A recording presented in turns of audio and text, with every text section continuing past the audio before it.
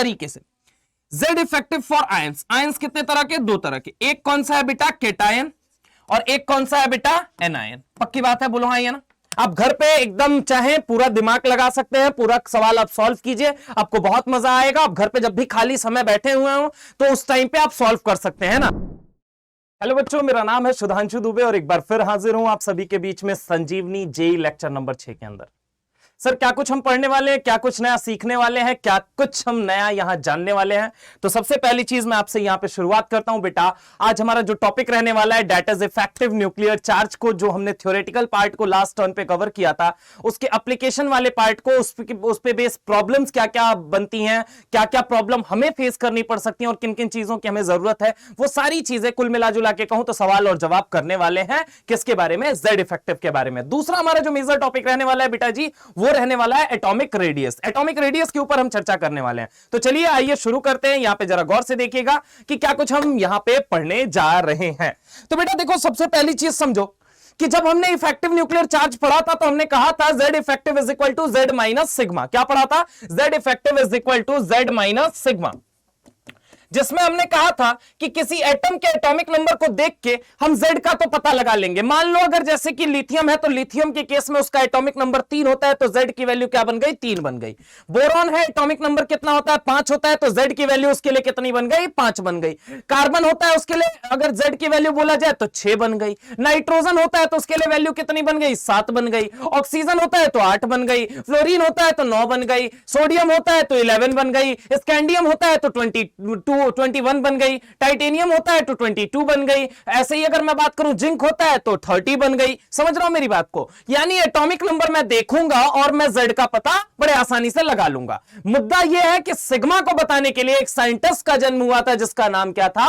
Slater's था। क्या नाम था बेटा? स्लेटर्स था। अच्छा, स्लेटर्स ने क्या कुछ नियम दिए हैं, क्या कुछ हमें नियम बताए हैं? स्लेटर्स रूल ने क्या कुछ बातें हमें बताई हैं कि आखिर हम कहां पे सिग्मा की वैल्यू क्या लेंगे? उन सारी बातों पे हमने डिस्कशन किया था। एक बार मैं आपको याद करा देना चाहता हूं ताकि जब हम सवाल करें तो उसमें हमें रुकावट ना देखने को मिले। तो क्या आप तैयार हैं? तो चलिए बेटा जी एकदम मस्त तरीके से पेन कॉपी ले लीजिए, पूरे जोश पूरे उमंग के साथ वापस से लेक्चर की शुरुआत करते हैं। और यहां पे अगर मैं बात करूं बेटा जी तो यहां पे हम क्या बात करने वाले हैं? Slater's rule. किसकी बात करने वाले हैं? बोलो मेरे लाल। Slater's rule. स्लेटर्स रूल जो था वो सिग्मा की वैल्यू बताता है। हमें क्या बताता है? सिग्मा की वैल्यू। अब इसने बोला क्या सिग्मा की वैल्यू कहां कहां पे कैसे कैसे होगी? मैंने बताया था इलेक्ट्रॉनिक सिस्टम जो है मेरे भाई, इलेक्ट्रॉनिक सिस्टम जो है, इलेक्ट्रॉनिक सिस्टम जो है वो कितने तरह के हैं? बोलो बेटा 3 तरह के। कितने तरह के हैं? बोलो जल्दी। 3 तरह के। कितने तरह के हैं? बोलो जल्दी। 3 तरह के। जैसे कि हमने कैटेगरी कौन कौन सी बांटी थी, उसमें सबसे पहली कैटेगरी हमने ली थी बेटा कि uni electronic system. Uni electronic system मतलब कि यूनी इलेक्ट्रॉनिक सिस्टम में जहां पे सिर्फ एक इलेक्ट्रॉन पाया जाता है। फॉर एग्जांपल अगर हम बात करें मेरे लाल तो यहां पे वो क्या हो सकता है? एक इलेक्ट्रॉन जहां पे पाया जाए, जैसे कि हाइड्रोजन, जैसे कि हीलियम प्लस, जैसे कि लिथियम प्लस 2। समझ रहा हूं मेरी बात को? इनके अंदर क्या होता है? केवल एक इलेक्ट्रॉन मौजूद होता है। कितना मौजूद होता है मेरे लाल? केवल एक इलेक्ट्रॉन मौजूद होता है। लेकिन जब हम कहते हैं बाई इलेक्ट्रॉनिक सिस्टम, किसकी बात करते हैं? बोलो बोलो बोलो बोलो सारे बोलो। बाई इलेक्ट्रॉनिक सिस्टम की। किसकी बात करते हैं? बाई इलेक्ट्रॉनिक सिस्टम की। यानी बाई इलेक्ट्रॉनिक सिस्टम मतलब मोर देन तो क्या कहें? मोर देन 1 इलेक्ट्रॉन, यानी कि 2 इलेक्ट्रॉन। कितने इलेक्ट्रॉन? 2 इलेक्ट्रॉन। कितने इलेक्ट्रॉन? बोलो बेटा 2 electron. For example sir helium हो गया, फॉर एग्जाम्पल सर आपका लिथियम प्लस हो गया, for example sir beryllium plus 2 हो गया। इन सब के अंदर कितना इलेक्ट्रॉन पाया जाएगा? बोलो बेटा 2 इलेक्ट्रॉन पाया जाएगा।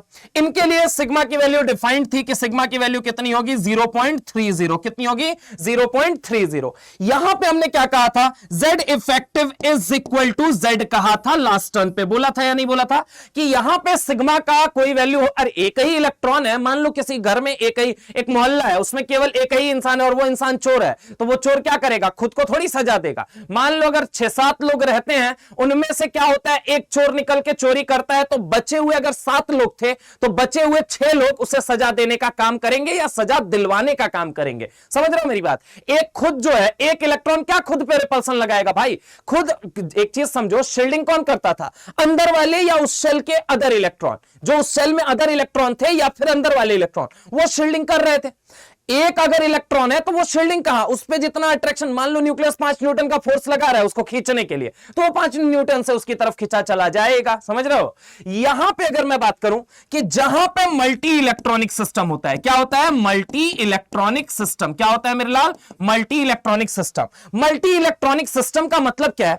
जहां पे 2 से ज्यादा इलेक्ट्रॉन पाए जाते हैं। जहां पे 2 से ज्यादा इलेक्ट्रॉन, बोलो बोलो, जहां पे 2 से ज्यादा इलेक्ट्रॉन पाए जाते हैं। तो 2 से ज्यादा इलेक्ट्रॉन जब पाए जाएंगे, मोर देन 2 इलेक्ट्रॉन जहां पे पाए जाएंगे, जहां पे 2 से ज्यादा इलेक्ट्रॉन पाए जाएंगे, वहां पे क्या कुछ कहा गया, क्या कुछ सिग्मा की वैल्यू आई, वो समझिए। तो मल्टी इलेक्ट्रॉनिक सिस्टम के अंदर अगर मैं बात करूं NS और NP के लिए अलग वैल्यू दी गई, ND और NF के लिए अलग वैल्यू दी गई। मतलब कि SP जो होते हैं वो गुड शील्डिंग करते हैं क्योंकि वो न्यूक्लियस के बहुत ज्यादा करीब है, जबकि D और F क्या है? न्यूक्लियस से बहुत ज्यादा दूर थे, बहुत ज्यादा दूर थे। तो दूर थे तो वो घंटा शील्डिंग करेंगे, उन पे अट्रैक्शन ही नहीं लग रहा है उतना, तो भैया वो रिपल्सन कहां से लगा पाएंगे किसी पे? समझ रहे हो? खुद पे तो अट्रैक्शन लग नहीं रहा है, उन पे उतना बढ़िया अट्रैक्शन लग नहीं रहा है, इसीलिए वो कहा जाए कि वो शील्डिंग कैसी करते हैं? Poor shielding. जबकि S और P न्यूक्लियस के क्या है? बहुत ज्यादा करीब है। तो लड़ाई किस चीज की है कि न्यूक्लियस की तरफ कौन कितनी तेजी से खींचा जाएगा। यह बात किस पे डिपेंड करेगी मेरे भाई? किस पे डिपेंड करेगी कि भैया देखो जो जितना करीब है उस पर अट्रैक्शन उतना ज्यादा, तो रिपल्शन भी उतना ज्यादा होगा। फिजिक्स कहता है यार, तुमको पता है बढ़िया तरीके से, every action has a equal and opposite reaction. खैर मुद्दे की बात यहां पे समझने की कोशिश करो। इन्होंने बोला nth सेल के लिए, मतलब जिस सेल में वो टारगेट इलेक्ट्रॉन प्रेजेंट है, जहां तुम जेड इफेक्टिव कैलकुलेट करोगे, उस सेल के लिए प्रेजेंट अदर इलेक्ट्रॉन जो सिग्मा लगाते हैं वो कितने से लगाते हैं? 0.35। वहीं अगर मैं n-1 के लिए बात करूं तो वैल्यू कितनी हो जाएगी? 0.85। वहीं अगर n-2 के लिए या n-3 के लिए अगर मैं बात करूं, रेस्ट जितने भी होंगे सबके लिए सिग्मा की वैल्यू कितनी लेंगे हम? 1 लेंगे। लेकिन ND या NF की जब हम बात करते हैं तो ND या NF में जो nth इलेक्ट्रॉन वाले होंगे वो कितने से लगाएंगे? 0.35। कितने से लगाएंगे? 0.35। बाकी n-1 ले लो, चाहे n-2 ले लो, चाहे n-3 ले लो, चाहे n-4 ले लो, चाहे तुम कुछ भी ले लो, फलाना ले लो, ढिमाका ले लो, कुछ भी ले लो मेरे भाई, सिग्मा की वैल्यू कितनी बनने वाली है? 1 बनने वाली है। कितनी बनने वाली है बेटा? 1 बनने वाली है। तो ये एक्चुअल में सिग्मा की वैल्यू होती है।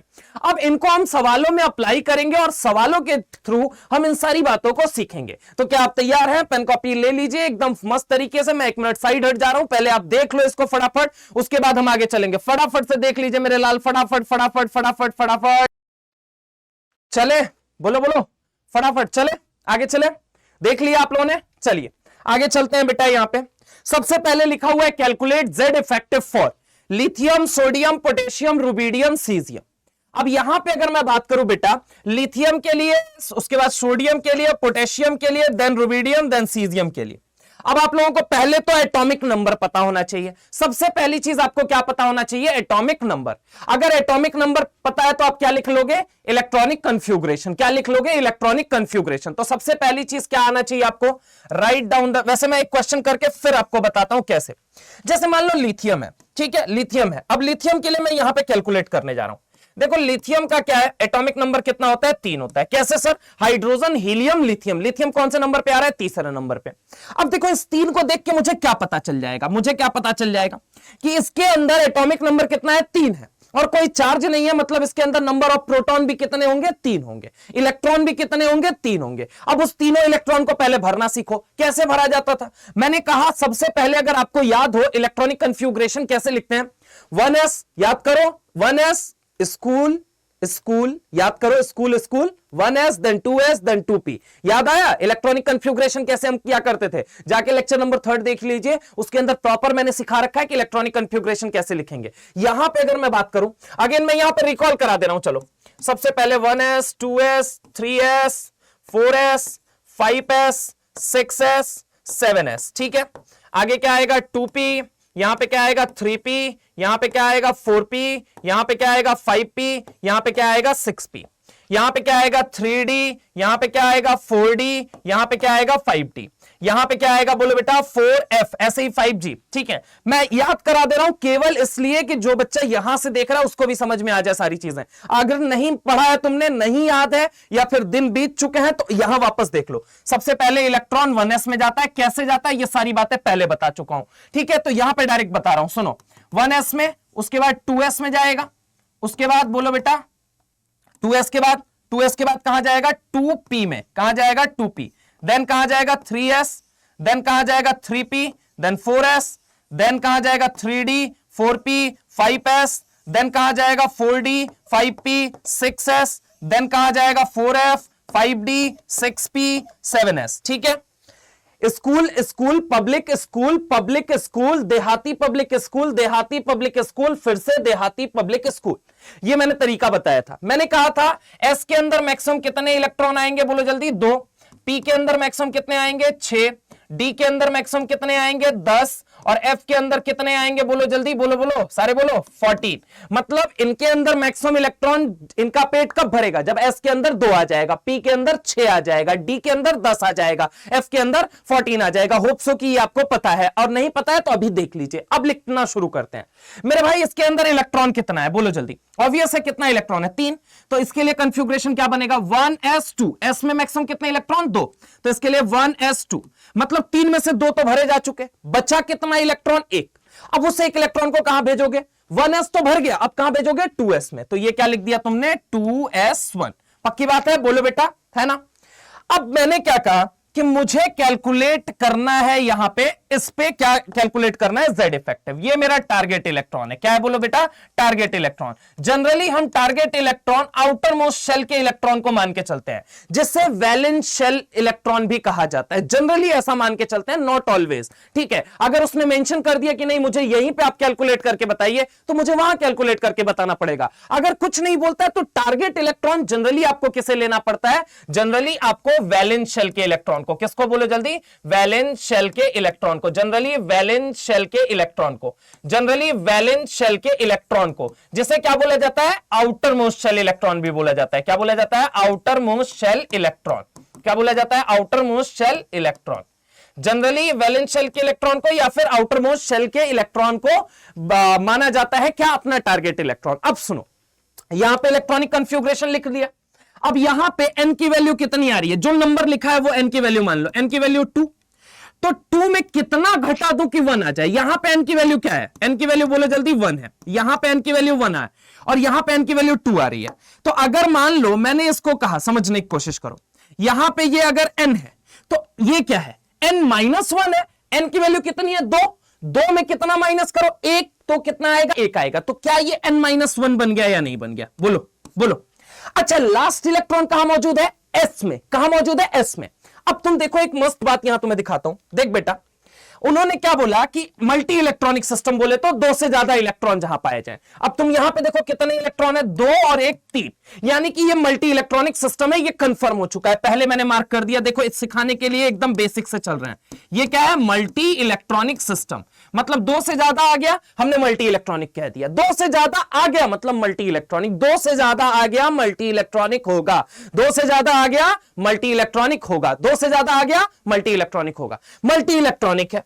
अब हमें यह चेक करना है कि S में लास्ट वाला इलेक्ट्रॉन है, P में लास्ट, सॉरी P सबशेल में है या S सबशेल में है, D सबशेल में है या F सबशेल में है। ठीक है, तो यहां पे आओ, देखो अगर S या P में है तो N इलेक्ट्रॉन के लिए सिग्मा की वैल्यू कितनी होती है 0.35, और अगर n-1 के लिए बात करें तो 0.85, n-2 के लिए 1, n-3 के लिए 1, समझ रहे हो। तो अब देखो यहां पे आ जाओ मेरे लाल, आओ इधर आओ।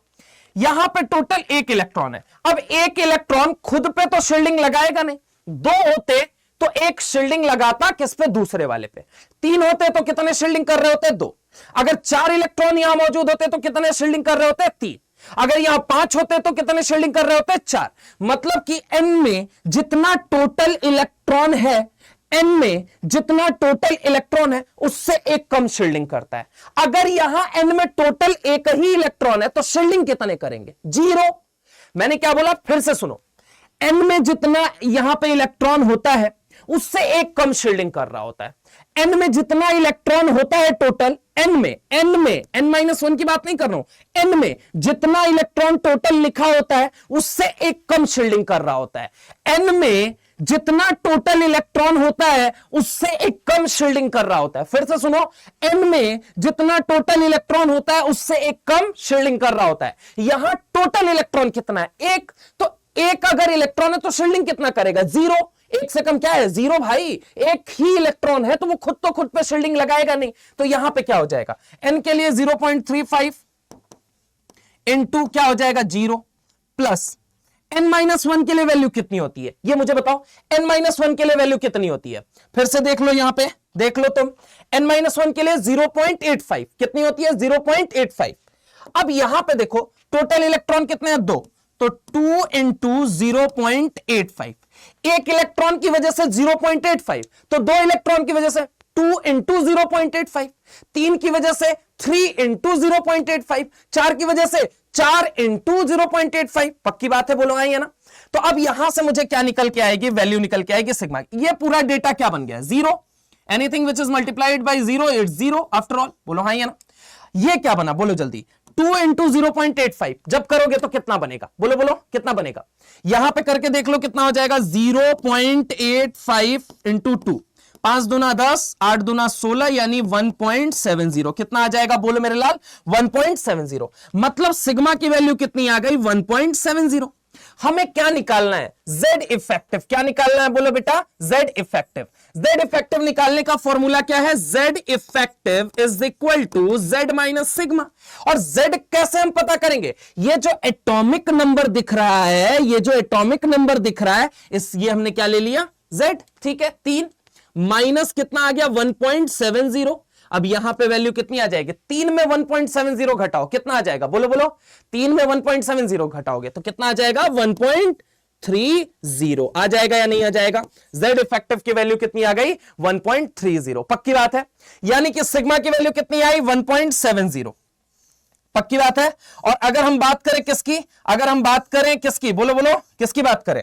कि 1.30 क्या आया? Z इफेक्टिव आ गया।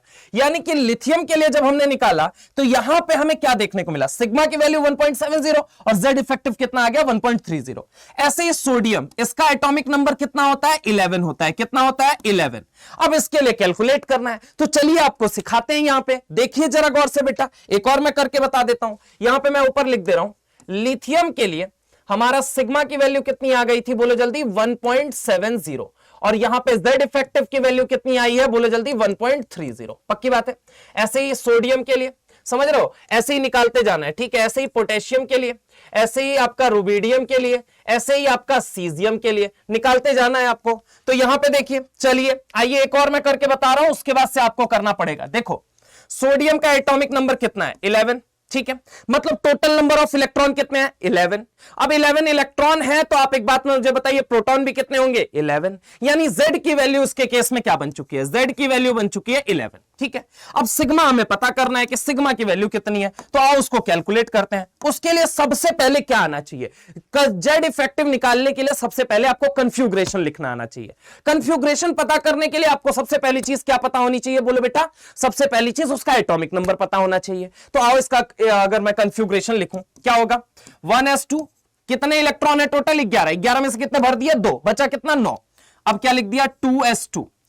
अब देखो, स्कूल स्कूल अब कहां जाएगा? पब्लिक में। कहां जाएगा? Public. School school public school. तो यहां पे अब ये क्या बन जाएगा? Configuration 2p6, 6 2 8 2 10। बचा कितना इलेक्ट्रॉन? 1। बचा कितना इलेक्ट्रॉन? 1। अब 1 कहां जाएगा? तो आओ वापस देख लो, यहां पे स्कूल स्कूल पब्लिक, ये तो भर गए। अब कहां जाएगा? 3s में। कहां जाएगा? बोलो बेटा, 3s में जाएगा। कहां जाएगा? 3s में। तो यहां देखो क्या हो जाएगा?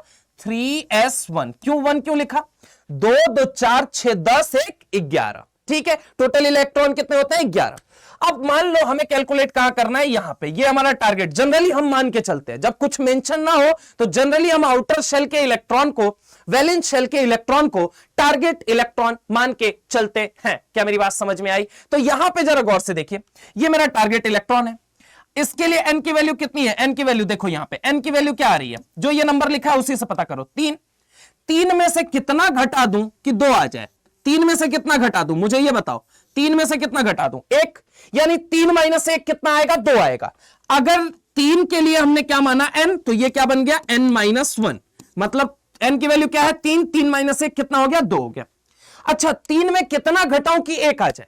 3 में कितना घटाऊं कि 1 आ जाए? तो 3 किसके लिए? 3 हमने n की वैल्यू क्या मान रखी है? 3। तो n में कितना घटा दूं कि 1 आ जाए? तो n में कितना घटा दूं? अगर n की वैल्यू 3 है, 3 में कितना घटा दूं कि 1 आ जाए? 3 में 2 घटा दो तो 1 आ जाएगा। यानी कि अगर n की वैल्यू क्या है? 3 है। n की वैल्यू क्या है बोले बेटा? 3 है और 1 लाना है, तो मैं इसके लिए क्या लिख सकता हूं? इधर देखो, इधर देखो, क्या लिख सकता हूं?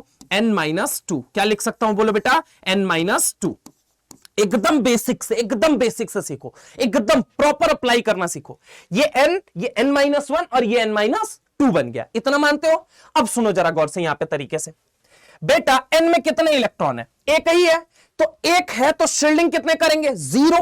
एक है तो शील्डिंग कितने करेंगे? 0। जो n है ना उसमें एक इलेक्ट्रॉन घटा देना होता है, समझ रहे हो मेरी बात को? तो यहां 0 शील्डिंग करेंगे तो 0 इंटू 0.35 प्लस कितना हो गया यहां पे? इसके लिए सिग्मा देखो कितना है, 6 2 8, तो यहां पे कितना हो जाएगा? 8 इंटू 0.85, पक्की बात है। प्लस यहां पे कितना हो जाएगा? 2 इंटू 1, क्योंकि n-2 के लिए वैल्यू कितनी हो जाती है? 1 हो जाती है। अगेन मैं यहां लिख दे रहा हूं वापस से, अगर किसी को कंफ्यूजन हो रही है तो nth वाले सेल के लिए सिग्मा की वैल्यू मानते हैं 0.35, अगर ns या np में वो इलेक्ट्रॉन है तो ठीक है। n-1 के लिए सिग्मा की वैल्यू मान के चलोगे 0.85, n-2 के लिए वैल्यू मानोगे 1, रेस्ट सबके लिए मानोगे अब कितना वैल्यू बोलो जल्दी? 1 ही मान के चलोगे। क्या मेरी बात समझ में आई या नहीं आई? पक्की बात है। अब देखो यहां पे आपको कैलकुलेट करना है, पक्की बात है। अब देखो यहां पे कितना हो जाएगा? ये वैल्यू तो एंटायर क्या बन गई? 0 बन गई, पक्की बात है। प्लस यहां पे करके देख लो तो देखो यहां पे 0.85 इंटू 8, 8 5 40, ठीक है, 8 5 40, ठीक है, 8 5 40, बचा कितना? 4 8 64, 64 बोले तो 64, 8 8 जा 64, 64 प्लस 4 जोड़ दो कितना हो जाएगा? 68, यानी 6.80 आ गया। ये वैल्यू कितनी आ गई? 6.80 प्लस 2 इंटू 1 कितना हो गया? 2 हो गया। अब ये वैल्यू कितनी बन गई बोलो बेटा? 8.80 बन गई। क्या बन गई? 8.80। मुझे पता है कि जब हम आईआईटी की प्रिपरेशन कर रहे होते हैं तो हमें ये सारी चीजें, सर क्या बातें कर रहे हो, मैथ्स के स्टूडेंट है सर, ऐसी चीजें हम करेंगे। बेटा मेरा काम है कि हर उस बच्चे को समझाना जो कि कहीं भी समस्या फेस कर सकता है। हो सकता है कि आपके लिए कोई बहुत बड़ी चीज ना हो, लेकिन हो सकता है इस कैमरे के पीछे सुन रहा कोई भी बच्चा हो जिसके लिए यही एक बहुत बड़ी प्रॉब्लम हो, ठीक है। तो मैं नहीं चाहता कि किसी को भी कुछ भी प्रॉब्लम आए, ठीक है। थोड़ा सा 2-4 क्वेश्चन करा देंगे, आपको बाकी सारी चीजें एकदम मस्त समझ में आ जाएंगी। आइए, यहां सिग्मा की वैल्यू मेरे पास कितने आ गई मेरे लाल? 8.80 आ गई। अब Z effective is equal to formula क्या है? Z minus sigma. सिग्मा की वैल्यू मेरे पास कितनी आ चुकी है? 8.80 आ चुकी है। माइनस क्या करूं? 11। Z कहां से लिया? ये देखो एटॉमिक नंबर देखो, इसी से आप क्या अंदाजा लगा सकते हो? बोलो बोलो Z का। अब यहां पे क्या आ जाएगा? Z effective is equal to कितना आ जाएगा? बोलो बेटा, बोलो बोलो कितना आ जाएगा? 2.20 है ना, 2.20। इसमें भी सुन लो कैसे।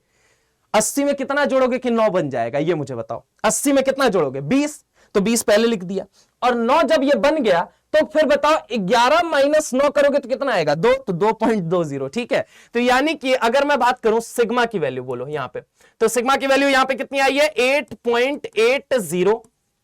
Z इफेक्टिव की वैल्यू कितनी आ गई है? बोलो बेटा कितनी आ गई है? 2.20। अब ऐसे ही पोटेशियम का एटॉमिक नंबर होता है 19, ठीक है। पोटेशियम का एटॉमिक नंबर कितना होता है? बोलो बेटा 19 होता है। ये आप 1 मिनट का पॉज लीजिए और करके मुझे यहां बता दीजिए फटाफट से बेटा जी बता दीजिए। बेटा बेटा बेटा बेटा बेटा बेटा बेटा करो फटाफट। कर लिया आप लोगों ने? चलें आगे चलें, चलो 2-3 सेकंड का पॉज लेके और बढ़िया तरीके से कर लीजिए फटाफट से। चलें, देखो ये रहा पोटेशियम। पोटेशियम का एटॉमिक नंबर 19। क्या लिखोगे? 1s2 2s2 2p6 3s2, आगे बताओ क्या हो जाएगा? 3p6, और यहां पे क्या हो जाएगा? बोलो बोलो 4s1 हो जाएगा, ठीक है। कैसे हुआ ये भी बता दो एक बारी। School school public school public school, 1s 2s 2p 3s 3p 4s, ठीक है। अब आओ यहां पे देखो जरा गौर से, 1s 2s 2p 3s 3p 4s, ठीक है। अब देखो 2 2 4 6 10 2 12 6 18 1 19, टोटल इलेक्ट्रॉन कितने हैं? 19। अब देखो यहां पे मुझे क्या कैलकुलेट करना है? Z effective. ये क्या है? n बन गया, n की वैल्यू 4, 4 में कितना माइनस करोगे 3 आए, तो n-1 करोगे तब 3 आएगा। ये क्या 2 कब आएगा बोलो जल्दी, 2 तब आएगा जब 4 में कितना घटाओगे 2, तो ये क्या बन गया n-2।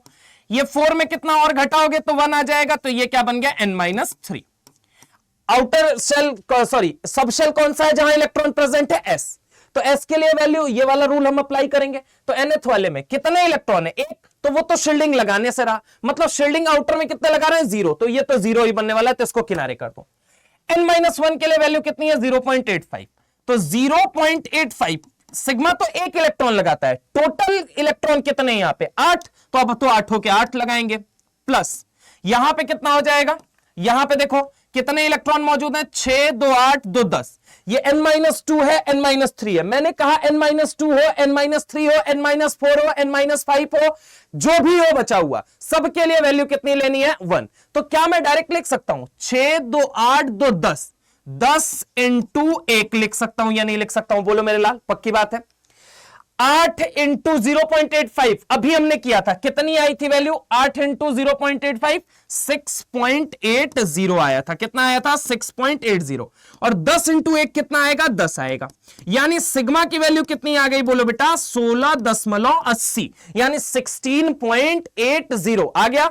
अब जरा गौर से देखो, Z effective is equal to कितना होता है बेटा, Z effective is equal to 19 minus 16.80, ये कैसे लिख दिया, तो ये देखो बेटा Z effective is equal to formula क्या है Z माइनस सिग्मा। Z की वैल्यू कितनी है बोलो बेटा, यहां पे बोलो कितना है, Z की वैल्यू कितनी है 19, सिग्मा की वैल्यू कितनी आ रखी है 16.80, यानी कि Z इफेक्टिव जब मैं निकालूंगा तो Z इफेक्टिव कितना आ जाएगा, अगेन माइनस करो, बोलो कितना आ जाएगा 2.20 आ जाएगा।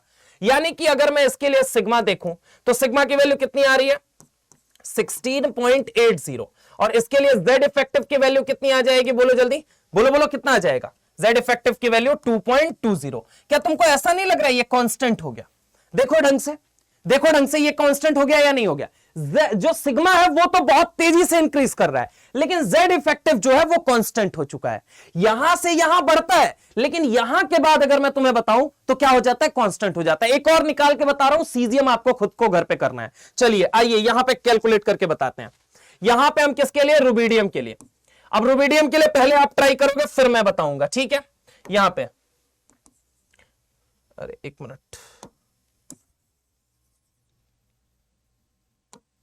ये क्या होगा, चलो ठीक है जो भी है। रुबिडियम के लिए पहले आप बताओगे, बताइए फटाफट रुबिडियम के लिए क्या होगा, बताइए। रुबिडियम पहले आता कहां है, पोटेशियम 19 है और उसके बाद कौन है, रुबिडियम है, तो आप पहले तो एटॉमिक नंबर खुद बताओ इसका। अरे हीलियम का 2 हुआ करता था, बोलो यार, हाइड्रोजन देन हीलियम का 2, उसके बाद लिथियम था 3, फिर नियॉन था 10, उसके बाद सोडियम था 11, तो इसका कितना था बोलो जल्दी, हीना नीना और 18 हुआ करता था। करीना का कितना होता है बोलो जल्दी, बोलो कितना है 36, तो इसका कितना हो जाएगा, एटॉमिक नंबर कितना हो जाएगा 37 हो जाएगा, कितना हो जाएगा 37। Z की वैल्यू क्या बनी 37। इसको अटेम्प्ट करिए फटाफट। इलेक्ट्रॉनिक कन्फ्यूग्रेशन जिनको नहीं आता है चलिए मैं उनके लिए लिख देता हूं, और जिनको आता है वो खुद से लिख के ये ट्राई करेंगे, ठीक है। तो यहां पे देखो 1s2 2s2 2p6 कितने इलेक्ट्रॉन हो गए 10, आगे क्या आ जाएगा 3s2 3p6 कितने हो गए 18, उसके बाद क्या हो जाएगा 4s2, आगे बताओ क्या हो जाएगा 3d10, यानी कि देखो कितना हो गया 2 2 4 6 10 2 12 6 18 2 20 10 30, आगे क्या आएगा 3d के बाद 4s के बाद बोलो क्या हो जाएगा, देहाती पब्लिक स्कूल, पब्लिक कौन सा आएगा 4p वाला आएगा, चेक कर लेना अभी 4p6, और ये क्या हो जाएगा 5s1। अब इसको फटाफट से, पहली चीज तो अब इसमें शेल अरेंज करना पड़ेगा आपको, जैसे कि ये 3D जो है तो थर्ड शेल का ही हिस्सा ना, तो यहां पे अगर मैं बात करूं शेल को पहले अरेंज करो, अरेंज द शेल, वरना आंसर गलत कर दोगे।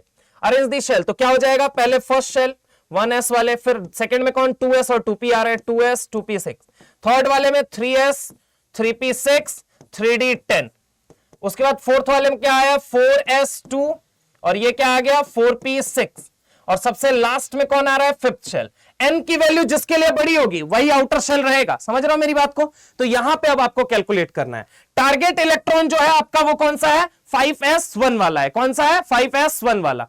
अब इसके लिए कैलकुलेट करिए फटाफट से, फटाफट कैलकुलेट करो बेटा, 1 मिनट का पॉज लो और फटाफट से कैलकुलेट करो, फटाफट से कैलकुलेट करिए बेटा जी, फटाफट से सारे लोग कैलकुलेट करेंगे। चलिए आइए यहां पे मैं दिखाता हूं, यहां पे देखो क्या हो गया, ये बन गया अपना n, ये क्या बन गया n-1, ये क्या बन गया अपना n-2, ये क्या बन गया अपना n-3 और ये क्या बन गया अपना n-4। पक्की बात है।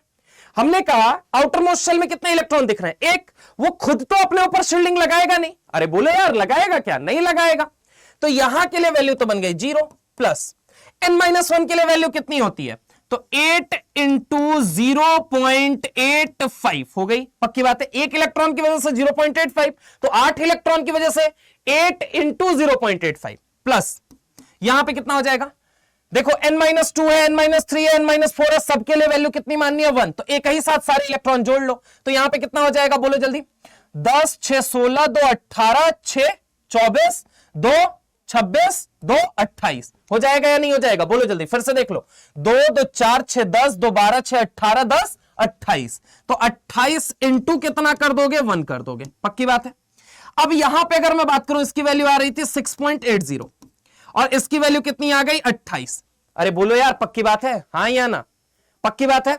अब जरा गौर से यहां पे देखो कितना आ जाएगा, 28 6 34, यानी कि सिग्मा की वैल्यू जो आएगी that is 34.80। Z effective is equal to formula क्या है, Z माइनस सिग्मा। Z की वैल्यू कितनी है 37 और माइनस कितना कर रहे हो 34.80। ठीक है, अब इसमें कितना डिफरेंस आया, तो डिफरेंस अगेन कितना आएगा 2.20 का आएगा। कितने का आएगा 2.20 का आएगा। कितने का आएगा 2.20, यानी Z इफेक्टिव की जो वैल्यू बनी है वो कितनी है 2.20 है। कितना है 2.20 है। यानी कि अगर मैं पिछले पेज पे अगेन जाऊं तो यहां पे मैं क्या लिख सकता हूं, सिग्मा की वैल्यू देखो 34.80 और यहां पे Z इफेक्टिव की वैल्यू जो आएगी वो डेट इज 2.20। क्या आपको ऐसा नहीं लग रहा है Z इफेक्टिव अब कांस्टेंट होता जा रहा है, क्या ऐसा नहीं लग रहा है? और सच कहूं ना, जब आप इसका Z इफेक्टिव कैलकुलेट करोगे तो इसका भी आने वाला है 2.20। एटॉमिक नंबर इसका कितना हो गया 55 हो गया।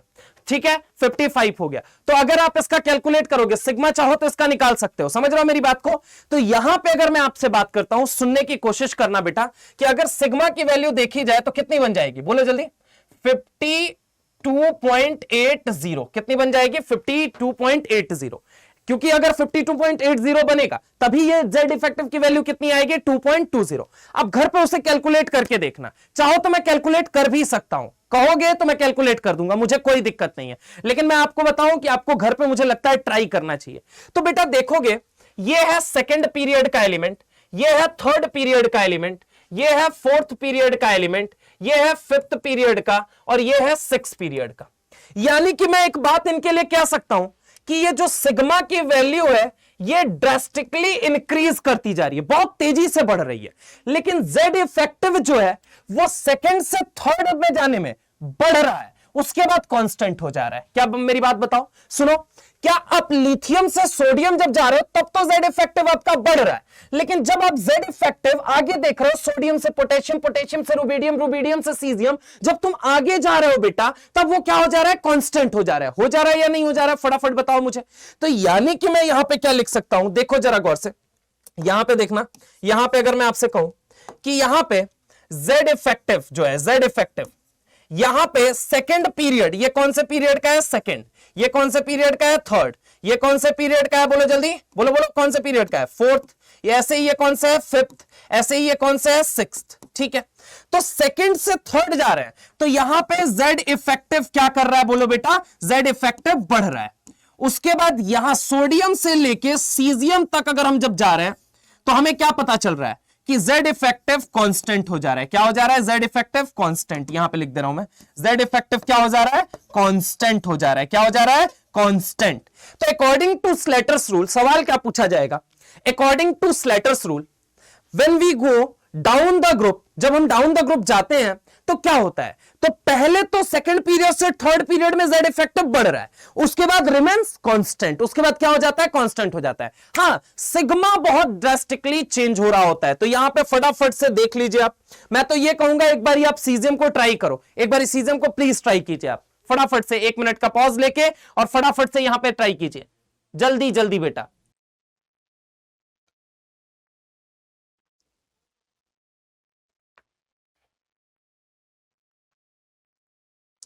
ट्राई किया, इतने टाइम में तो ट्राई कर लिया होगा भाई, पक्की बात है। चले आगे चले, जरा गौर से देखिए। यहां पे देखो बेटा, अब यहां पे नेट रिजल्ट एक लिखते हैं। क्या लिखते हैं? नेट रिजल्ट लिखते हैं। चलिए नेट रिजल्ट लिखते हैं। नेट रिजल्ट क्या हमें समझ में आया? नेट रिजल्ट कंक्लूजन क्या हमें समझ में आया कि Z effective in a group, जब हमने देखा तो हमें क्या नजर आया कि जो लिथियम से सोडियम जब हम गए, यानी कि सेकंड पीरियड से हम थर्ड पीरियड में गए, तो Z इफेक्टिव पहले क्या हुआ? बढ़ा। पहले क्या हुआ? बढ़ा। पक्की बात है। उसके बाद जब सोडियम से पोटेशियम गए, पोटेशियम से रुबिडियम, रुबिडियम से सीजियम गए, मतलब यहां से यहां गए, तो Z effective remains constant. Z effective remains constant. Z effective remains constant. Z effective remains constant. अगर मैं आपसे बात करता हूं कि यहां पे Z इफेक्टिव क्या होगा बेटा, तो ये क्या रहेगा? कांस्टेंट रहेगा। पक्की बात है। तो अब जरा गौर से यहां पे समझने की कोशिश करो। लिथियम से जब सोडियम जा रहे हो तो Z इफेक्टिव बढ़ रहा है, उसके बाद Z इफेक्टिव रिमेन्स कांस्टेंट। लेकिन इन सब के बीच में अंतर जो हमें नजर आ रहा है वो क्या नजर आ रहा है? फटाफट बताओ। तो सिग्मा जो है, सिग्मा जो है ड्रास्टिकली क्या हो रहा है? बोलो बोलो, इंक्रीज हो रहा है। क्या हो रहा है? बोलो बेटा, इंक्रीज हो रहा है। क्या हो रहा है? इंक्रीज हो रहा है। क्या हो रहा है? फटाफट बताइए मुझे, क्या हो रहा है यहां पे? इंक्रीज। बोलो बोलो बेटा, क्या हो जाएगा? सिग्मा ड्रास्टिकली इंक्रीज करेगा। पक्की बात है। चलिए अब इसी बेसिस पे एक क्वेश्चन करते हैं और क्वेश्चन करके समझते हैं हम चीजों को। तो यहां पे देखो, which has different Z effective. अब देखो ये क्या कर रहा है, ये आपसे कुछ नहीं कर रहा है। अभी तक हम अल्कली मेटल के लिए सारी चीजें हम निकाल रहे थे Z इफेक्टिव। इसने क्या कहा कि बेटा मांगे कार स्कूटर, यहीं तक दे रखा है, बाप राजी है ना। अब इसने क्या बोला कि बेटा मांगे कार स्कूटर, इसने 4 ऑप्शन यहां से उठा लिए। अब बोलता क्या है? Which have different Z effective. अब तुमको पता है कि ये कौन से पीरियड का है बेटा? सेकंड पीरियड का। और ये कौन से पीरियड का है? थर्ड पीरियड का। सेकंड से जब तुम थर्ड जाते हो तो मेरे लाल क्या होता है? यहां पे Z इफेक्टिव बोलो क्या होता है? सेकंड से जब तुम थर्ड जाते हो तो Z इफेक्टिव क्या करेगा? बढ़ेगा। लेकिन आगे जैसे जैसे तुम जाओगे तो Z इफेक्टिव क्या हो जाएगा? बोलो जल्दी, कांस्टेंट। क्या हो जाएगा? कांस्टेंट। Z इफेक्टिव की वैल्यू क्या हो जाएगी? कांस्टेंट। आप घर पे एकदम चाहे पूरा दिमाग लगा सकते हैं, पूरा सवाल आप सॉल्व कीजिए, आपको बहुत मजा आएगा। आप घर पे जब भी खाली समय बैठे हुए हो तो उस टाइम पे आप सॉल्व कर सकते हैं ना। और इसको मैं कहूंगा कि एटॉमिक नंबर लिख के बेटा एक बारी कोशिश करना कि इनका पूरा Z इफेक्टिव कैलकुलेट कर लो, ताकि तुम्हें सीखने में आ जाए। और अगर तुम्हें प्रॉब्लम आती है, डाउट आता है, तुम डेफिनेटली मेंशन कर देना कमेंट के अंदर, आंसर आपको बता दूंगा, है ना। तो यहां पे अगर मैं बात करूं कि बेटा मांगे कार स्कूटर, बाप राजी, तो यहां पे बेटा से मांगे में क्या होगा? Z इफेक्टिव बढ़ेगा। लेकिन अगर मैं बात करूं मांगे कैल्शियम, स्ट्रोंटियम और बेरियम की अगर बात किया जाए तो यहां Z इफेक्टिव हो जाएगा कांस्टेंट। तो इनका और इनका तो क्या रहने वाला है? कांस्टेंट रहने वाला है। इनका क्या रहने वाला है? तीनों का कांस्टेंट। लेकिन जो बदलेगा वो किसका बदलेगा? दैट इज बेरिलियम का। किसका बदलेगा बेटा? बेरिलियम का। होप सो कि आपको इसके ऊपर कैसा सवाल पूछा जा सकता है वो सवाल आपको क्लियर हो चुका है। पक्की बात है। चले आगे फटाफट, पक्का। चलिए सवाल है, calculate Z effective for lithium, beryllium, boron, carbon, nitrogen, oxygen. ये देखो, ये कुछ नहीं, ये सवाल मैं आपको बताऊं एक्चुअल में डाउन द ग्रुप कैसे Z इफेक्टिव का क्या नेचर आएगा, क्या बिहेव आएगा, और अलोंग द पीरियड कैसा आएगा, वही सवाल है, ठीक है। लेकिन ये सवाल करने से अपना कंसेप्ट की क्लैरिटी होती है। अगेन देखो बेटा, आपको पता है लिथियम के लिए अगर मैं बात करूं, लिथियम के लिए एटॉमिक नंबर कितना है? 3। कंफ्यूग्रेशन 1s2 2s1, ये हो गया। टारगेट इलेक्ट्रॉन अपना क्या है? ये है। टारगेट इलेक्ट्रॉन क्या है? ये है। अब इसके लिए n की वैल्यू, ये क्या हो गया? n, और ये क्या हो गया? n-1। तो यहां पे क्या हो जाएगा? 0 इंटू 0.35 वैल्यू, ठीक है, प्लस अभी जस्ट कैलकुलेट किया था इसलिए मैं डायरेक्ट कर रहा हूं। यहां पे क्या हो जाएगा? 2 इंटू 0.85, ठीक है। इसके लिए डेटा कितना आ गया? 1.70। ये कितना बन गया? 0। तो सिग्मा की वैल्यू कितनी आ गई? 1.70। Now Z effective is equal to what? Z minus sigma. Z की वैल्यू यहां पे कितनी है? 3। सिग्मा की वैल्यू कितनी आ गई? 1.70। नंबर कितना आया? 1.30। मतलब कि इसके लिए अगर Z इफेक्टिव की वैल्यू की अगर हम बात करें तो कितना आ चुका है? 1.30 आ चुका है। Moving to the next part, beryllium के लिए। तो बेरिलियम के लिए देखो बेटा, यहां पे समझने की कोशिश करो। Atomic number 4, configuration 1s2 2s2, मतलब कितना इलेक्ट्रॉन है टारगेट वहां पे आउटर शेल में, बोलो जल्दी, 2। अब 2 इलेक्ट्रॉन है तो शील्डिंग कितना करेगा, 1। जितना n में इलेक्ट्रॉन प्रेजेंट रहता है उससे एक कम शील्डिंग करता है। तो यहां इलेक्ट्रॉन कितने हैं, 2, शील्डिंग कितने करेंगे, 1। तो यहां पे क्या हो जाएगा, 1 इंटू 0.35 प्लस इसके लिए क्या हो जाएगा, 2 इंटू 0.85। ये वैल्यू कितनी बन गई, 1.70 प्लस ये वैल्यू कितनी बन गई, 0.35। अब इन दोनों को जोड़ो तो कितना नंबर आ जाएगा, बोलो बेटा, 2.05 आ जाएगा। कितना आ जाएगा सिग्मा की value, 2.05। Now Z effective is equal to, formula क्या है, Z माइनस सिग्मा। Z की वैल्यू कितनी है, 4, सिग्मा की वैल्यू कितनी है, 2.05, यानी कि Z इफेक्टिव कितना आ जाएगा, डेट इज आपका कितना आ जाएगा, 1.95 आ जाएगा। समझ रहे हो मेरी बात को। अब देखो यहां पे Z इफेक्टिव लिथियम और बेरिलियम का मैंने आपको कैलकुलेट कर दिया। बोरॉन का एटॉमिक नंबर 5, कार्बन का 6, नाइट्रोजन का 7, ऑक्सीजन का 8। ठीक है, अब आप इनके लिए 1 मिनट का पॉज लेके पेन कॉपी उठा के यहां पे फटाफट सॉल्व कर लीजिए। ठीक है, कंफ्यूग्रेशन लिख देता हूं। कंफ्यूग्रेशन होगा 1s2 2s2 2p1। इसके लिए क्या हो जाएगा, 1s2 2s2 2p2 हो जाएगा। अगर हम बात करें कितना हो जाएगा, 1s2 2s2 2p3 हो जाएगा। आगे अगर हम बात करें तो कितना हो जाएगा, 1s2 2s2 2p4 हो जाएगा। तो अब इसके लिए आप एक काम कीजिए, आपके सामने मैंने कन्फ्यूग्रेशन लिख दिया है बच्चों। अब आप ट्राई करो कि आखिर इनके लिए Z इफेक्टिव निकालना है तो कैसे निकालेंगे। देखो बेटा, ये क्या बन गया आपका, अगर मैं आपसे बात करता हूं यहां पे बताओ क्या हो जाएगा।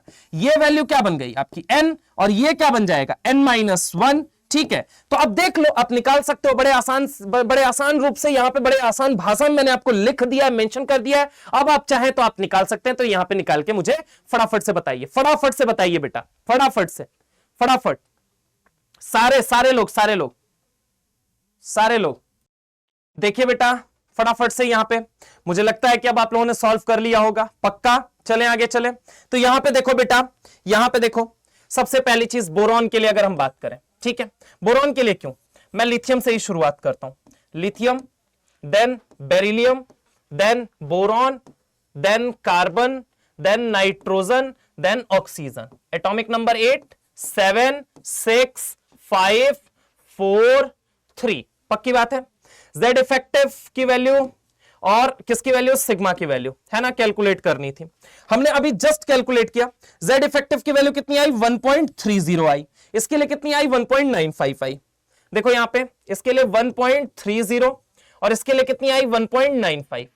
अब अगर सिग्मा की वैल्यू देखोगे कितनी आई, यहां पे बोलो जल्दी, सिग्मा की वैल्यू 1.70 और उसके लिए कितनी आई, 2.05। 1.70 2.05। एक बात मुझे बताओ, तुम सोच के बताओ, क्या तुमको ऐसा नहीं लग रहा है कि 1.75 और 2.05 में कितना अंतर है, कितने का अंतर है, सोच के बताओ। 0.35 का। कितने का अंतर है, 0.35 का। अभी बताऊंगा ये अंतर क्यों आ रहा है, पहले सीखो। यहां पे 1.35 और 1.95 में अंतर कितने का आ रहा है, 0.65 का। यही डिफरेंस है। चेंज जो डेल्टा है, जो चेंज है वो कितने का है, 0.65 का। ऐसे ही चलो बोरॉन में चलते हैं। बोरॉन का एटॉमिक नंबर कितना ले लिया हमने, 5। कंफ्यूग्रेशन क्या लिखा, 1s2 2s2 2p1।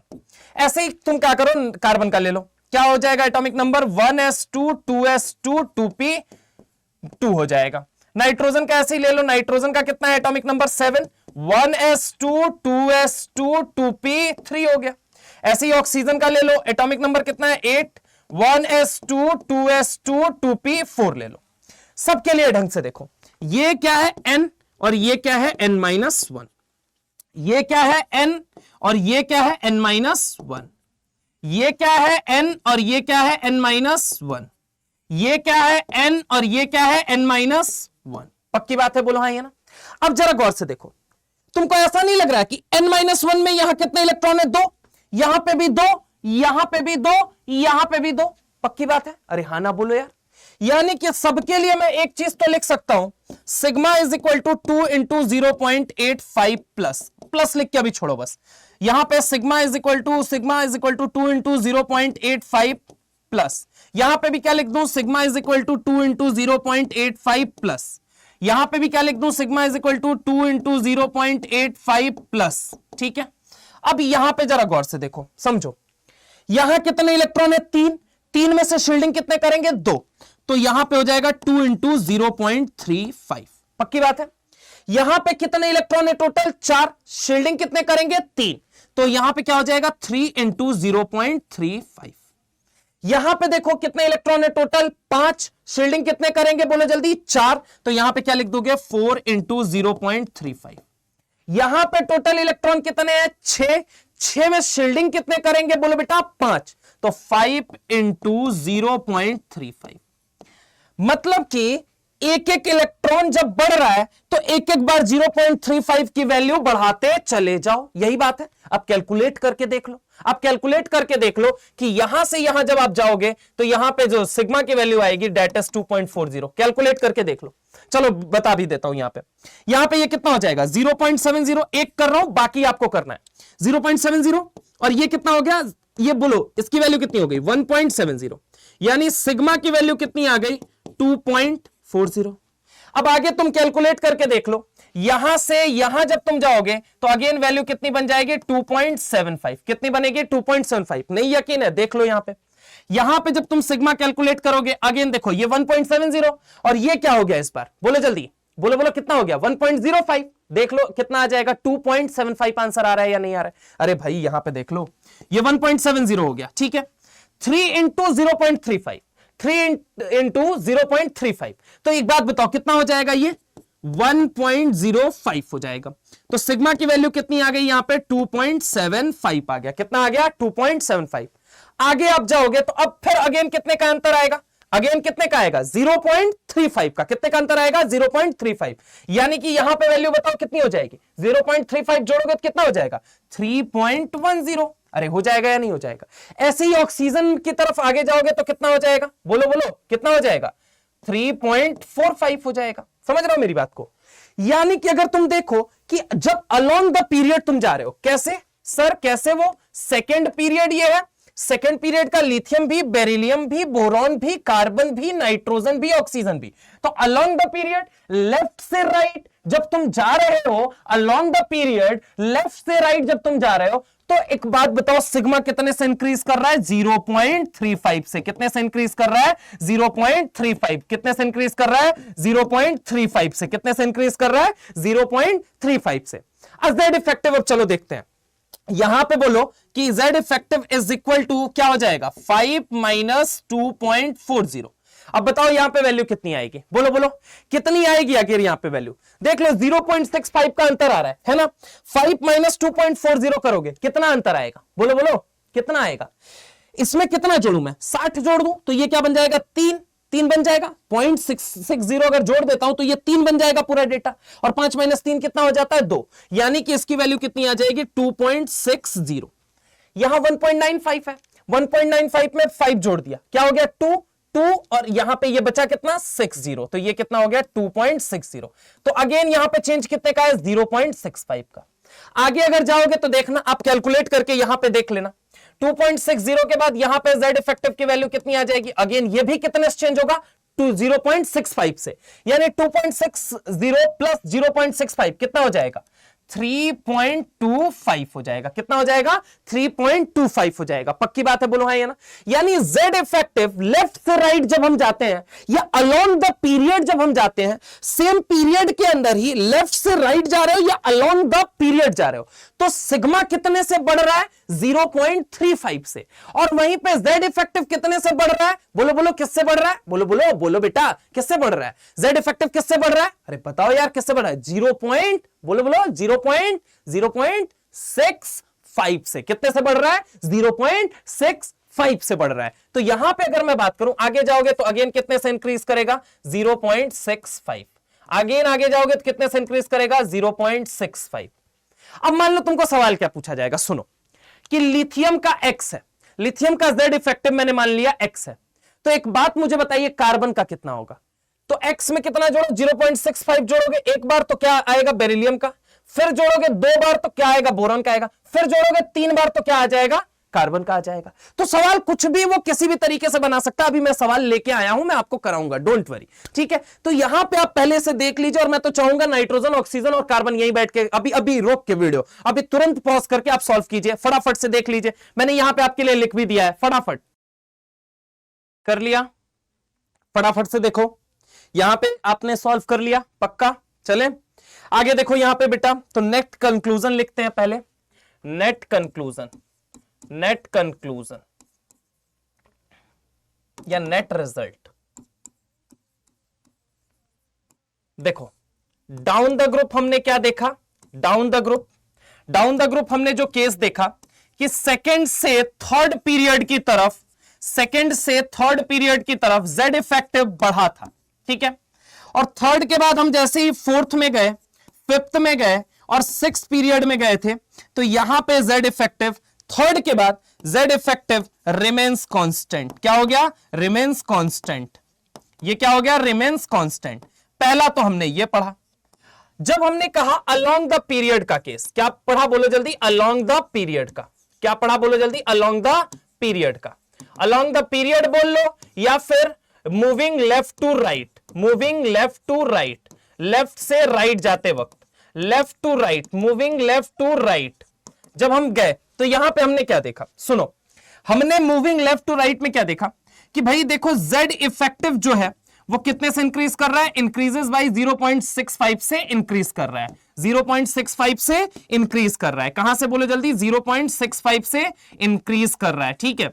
और वहीं सिग्मा की अगर हम बात करें तो 0.35 से इंक्रीज कर रहा है। कितने से इंक्रीज कर रहा है, 0.35 से इंक्रीज कर रहा है। क्या मेरे लाल पक्की बात है, बोलो हाँ या ना। कि अगर हम बात करें कि along the period moving left to right, हमें क्या देखने को मिला, जेड इफेक्टिव 0.65 से इंक्रीज करेगा और सिग्मा 0.35 से इंक्रीज करेगा। पक्की बात है। ओवरऑल डोमिनेट कौन करेगा, इन पीरियड कौन डोमिनेट करेगा, डोमिनेट कौन करेगा, डोमिनेट करेगा जेड इफेक्टिव। इन पीरियड कौन डोमिनेट करेगा, बोलो बोलो बोलो बोलो सारे बोलो, इन पीरियड कौन डोमिनेट करेगा, जेड इफेक्टिव डोमिनेट करेगा। कौन डोमिनेट करेगा, जेड इफेक्टिव डोमिनेट करेगा। अगर पीरियड की बात किया जाए तो जेड इफेक्टिव यहां पे डोमिनेट करता है। अच्छा जेड इफेक्टिव अगर बढ़ गया, लेट सपोज जेड इफेक्टिव अगर बढ़ गया, तो एक बात बताओ, ये न्यूक्लियस जो है ये आउटर मोस्ट शेल के इलेक्ट्रॉन पे अपना फोर्स ऑफ अट्रैक्शन बहुत ज्यादा लगाएगा, इसको बहुत ज्यादा खींचेगा, इसको बहुत ज्यादा खींचेगा। जब इसको बहुत ज्यादा खींचेगा तो साइज जो है वो सिकुड़ेगी या नहीं सिकुड़ेगी, ये मुझे बताओ। अगर मान लो ये क्या है, आउटर शेल की बाउंड्री लेट सपोज, ठीक है, और न्यूक्लियस है, अब ये इलेक्ट्रॉन है। अब एक चीज मुझे बताओ कि अगर ये इसको पूरी तरीके से खींच रहा है तो इसकी साइज कॉन्ट्रैक्ट करेगी या नहीं करेगी, ये मुझे बताओ। तो एटॉमिक रेडियस जब मैं पढ़ाऊंगा तो इसकी बात मैं लेके आऊंगा, खैर ठीक है, अभी मैं नहीं लेके आ रहा, बस ये बता रहा हूं जेड इफेक्टिव बढ़ने से अट्रैक्शन बढ़ा, और अट्रैक्शन अगर बढ़ेगा तो साइज क्या होगी, छोटी होगी। समझो ये है आउटर बाउंड्री, इलेक्ट्रॉन इसके अंदर है, ठीक है, न्यूक्लियस का होल्ड हर डायरेक्शन से इसके ऊपर क्या हो गया, ज्यादा, साइज क्या करेगी, कॉन्ट्रैक्ट। पहले ये था फैला हुआ, अब क्या है, सिकुड़ गया है। पहले फैला हुआ, अब सिकुड़ गया है। तो पहले साइज क्या थी, पहले जब रेडियस निकालोगे तो R1 आ रहा था, और अब क्या आएगा, R2 आएगा। R1 बड़ा या R2, तो R1 बड़ा है, यानी कि अगर Z इफेक्टिव बढ़ा तो आउटर मोस्ट शेल के इलेक्ट्रॉन पे अट्रैक्शन बढ़ा, और अगर अट्रैक्शन बढ़ा तो एक बात मुझे बताइए, साइज छोटी या बढ़ेगी, तो छोटी हो जाएगी। समझ रहे हो मेरी बात को, लेफ्ट से राइट जब आप जाते हैं तो साइज क्या होती है, छोटी भी होती है। क्या ये बात समझ में आई? चलिए फटाफट से ये कंक्लूजन देख लीजिए और फिर हम आगे चलते हैं, ठीक है। क्वेश्चन है कैलकुलेट जेड इफेक्टिव। एक बार वापस देख लो वो वाला पेज अपना देख लो, पहले यहां पे खड़ा हो जाता हूं, ठीक है, यहां पे फटाफट से देख लो। चलिए बेटा नोट कर लिया, चलो आगे चलते हैं फटाफट से। देखिए यहां पे ये रहा आपका नेट रिजल्ट, नेट कंक्लूजन। अब हम आगे चलते हैं थोड़ा सा और चीजों को और आगे देखते हैं। अगला जो क्वेश्चन है बेटा हमारा वो क्या है, calculate the Z effective for outer electron of zinc. अब देखो उसने टारगेट इलेक्ट्रॉन जो अपने को बोल रखा है वो जिंक का आउटर इलेक्ट्रॉन बोल रखा है। तो देखो जरा गौर से, सबसे पहली चीज मेरे भाई, मैं अगर यहां पे बात करता हूं जिंक, एटॉमिक नंबर कितना 30, तो इसका कंफ्यूग्रेशन सबसे पहले लिखना सीखो। देखो कि क्या हो जाएगा यहां पे कंफ्यूग्रेशन, 1s2 2s2 2p6 3s2 3p6 आगे बोलो बोलो क्या हो जाएगा 4s2 और 3d10। इस बार जो मेरे भाई आउटर है वो कौन सा है 4s वाला है। कौन सा है 4s वाला। आउटर जो है मेरे भाई वो कौन सा है 4s वाला है। तो जरा गौर से यहां पे देखो, पहले तो arrange the shell, arrange the shell. ऐसे में आपको क्या करना पड़ेगा अरेंज द शेल, पहले तो शेल को अरेंज कीजिए। अब देखो यहां पे सबसे इनर कौन सा 1s2 देन 2s2 2p6 एक साथ आ गए। आगे अगर मैं बात करूं मेरे भाई तो ये 3s2 3p6 आ चुके हैं और क्या आ जाएगा 3d10 आ जाएगा यहां पे। और आउटर इलेक्ट्रॉन जो बना वो कौन सा बन गया 4s वाला। अब उसने क्या बोला है कि आउटर इलेक्ट्रॉन पे कैलकुलेट करो। अब तुमको पता है बेटा कि स्लेटर्स ने क्या बात कही थी। स्लेटर्स ने कहा था अगर ns या np में इलेक्ट्रॉन है तो n सेल वाले जो सिग्मा लगाएंगे 0.35, n-1 वाला जो लगाएगा 0.85 और n-2 या फिर रेस्ट हम जिनकी भी बात करें रेस्ट सबकी, ठीक है, तो इसके लिए वैल्यू कितनी होगी 1। अगर मैं आपसे बात करता हूं nd या nf के लिए तो यहां पे nth जो सेल में है वो तो कितना लगाएगा 0.35। रेस्ट जितने हैं मेरे भाई रेस्ट, अच्छा ये nth ध्यान रखना थोड़ा सा कंफ्यूजन ना क्रिएट हो इसलिए मैं बता दे रहा हूं। n-1 जैसा हम लेते हैं वैसा नहीं लेंगे, यहां पे हम केवल उस सब शेल में देखेंगे, ठीक है। बाकी सबके लिए वैल्यू कितनी हो जाएगी रेस्ट सबके लिए वैल्यू हो जाएगी बोलो बोलो 1 हो जाएगी। समझ रहा हो, मतलब जितने पीछे आएंगे, अगर मान लो 3s में भी इलेक्ट्रॉन है 3p में भी इलेक्ट्रॉन है और आपको 3d के लिए बोला गया, सुनना मेरी बात को, 3d के लिए बोला गया तो अब इस टाइम पे जो शील्डिंग करेंगे वो कितने करेंगे, तो ऐसा नहीं लेना है 10 6 2 8, समझ रहे हो, मतलब कि 18 इलेक्ट्रॉन में से 17 शील्डिंग नहीं करेंगे। ये जो है ये अलग शील्डिंग करेगा और ये जो s और p वाले हैं ये अलग शील्डिंग करते हैं। कैसे अभी वो उसमें हम देखेंगे क्वेश्चन के अंदर। अभी इधर सुनो, यहां पे अगर मैं बात करूं मेरे भाई कि s के अंदर क्या है आउटर इलेक्ट्रॉन प्रेजेंट है। अब तुम्हें कैलकुलेट करना है, अब इन दोनों में से कौन सा वैल्यू चूज करोगे। ऑब्वियस है सबशेल कौन सा है एस वाला, तो कौन सा यहां से उठाओगे सिग्मा की वैल्यू, ये वाली, समझ रहे हो, ये आजू वाला और ये बाजू वाला, समझो ऐसे, तो आजू वाला अपन उठाएंगे। तो यहां पे देखो क्या हो जाएगा, देखो बेटा आउटर मोस्ट सेल में अगर मैं बात करूं तो सबशेल के अंदर मैक्सिमम कितने इलेक्ट्रॉन प्रेजेंट हैं, दो में से शील्डिंग कितने करेंगे एक, तो 1 × 0.35 प्लस यहां पे कितना हो जाएगा 10 6 16 2 18 18 इंटू कितना हो जाएगा 0.85 प्लस यहां पे कितना हो जाएगा, ये क्या बन गया आपका, ये बन गया n, ये n-1, ये n-2 और ये क्या बन गया n-3। 6 2 8 इलेक्ट्रॉन है तो 8 इंटू कितना हो जाएगा 1 प्लस यहां पे कितने हैं 2 है तो 2 इंटू क्या हो जाएगा 1।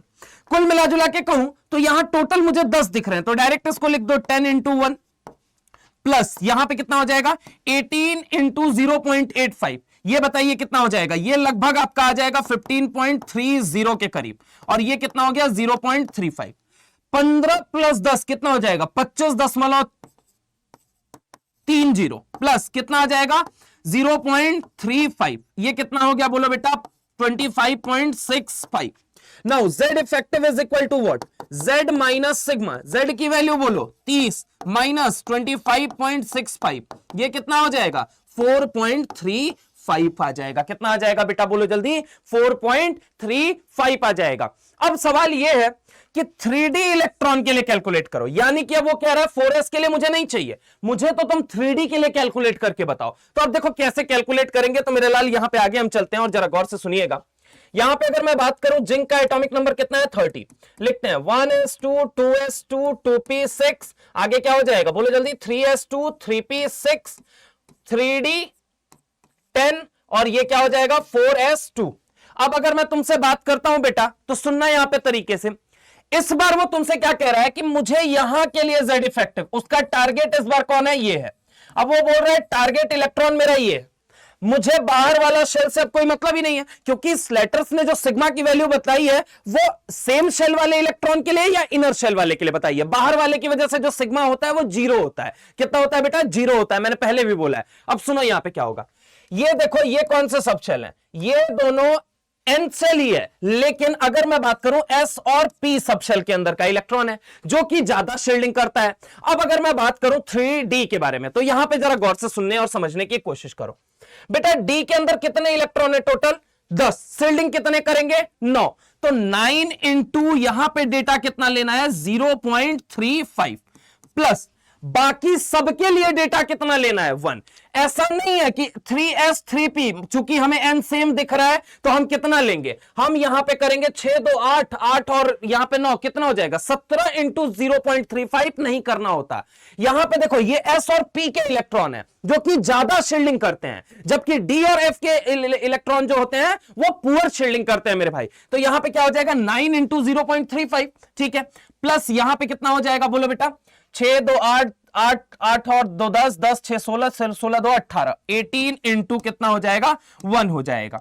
अब यहां पे देखो कितना आ जाएगा 18 प्लस इनको करो तो यहां पे कितना हो जाएगा 0.35, तो 9 5 जा 45 एंड 9 3 जा 27, 27 में कितना जोड़ोगे बोलो बोलो 4 जोड़ोगे तो कितना आ जाएगा 3.15 आ जाएगा। तो ये कितना हो गया 3.15, यहां पे कितना वैल्यू आ जाएगी 21.15 हो जाएगा, ठीक है, पक्की बात है। ये हमारा सिग्मा आ गया। Now z effective is equal to what, z minus sigma. z बोले तो कितना है 30 माइनस कितना हो जाएगा 21.15। अब जो भी डेटा है आप निकाल के लिख लीजिए, समझ रहे हैं मेरी बात को। अब सुनने की कोशिश करो बेटा, ये nth शेल जरूर था, सुनना मेरी बात, यही सबसे बड़ा प्रॉब्लम क्रिएट होता है। ये nth शेल जरूर था, ठीक है, लेकिन ये देखो ये d का इलेक्ट्रॉन है और d का इलेक्ट्रॉन जो होता है ना वो पुअर शील्डिंग करता है एज कंपेयर टू s और p के। तो s और p चूंकि nth शेल में है तो ऐसा नहीं करना है जो अब तक हम ट्रेंड फॉलो कर रहे थे वही फॉलो करें, नहीं, s और p के लिए इस बार जो सिग्मा की वैल्यू है वो कितनी कंसीडर करोगे 1 करोगे। समझ रहे हो मेरी बात को, कितनी करोगे 1 करोगे। तो यहां पे अगर मैं बात करूं यहां से आप निकालना चाहेंगे तो बड़े आराम से निकाल सकते हैं। तो अब आगे जरा गौर से देखिए, यहां पे क्वेश्चन क्या है 3d इलेक्ट्रॉन ऑफ Mn।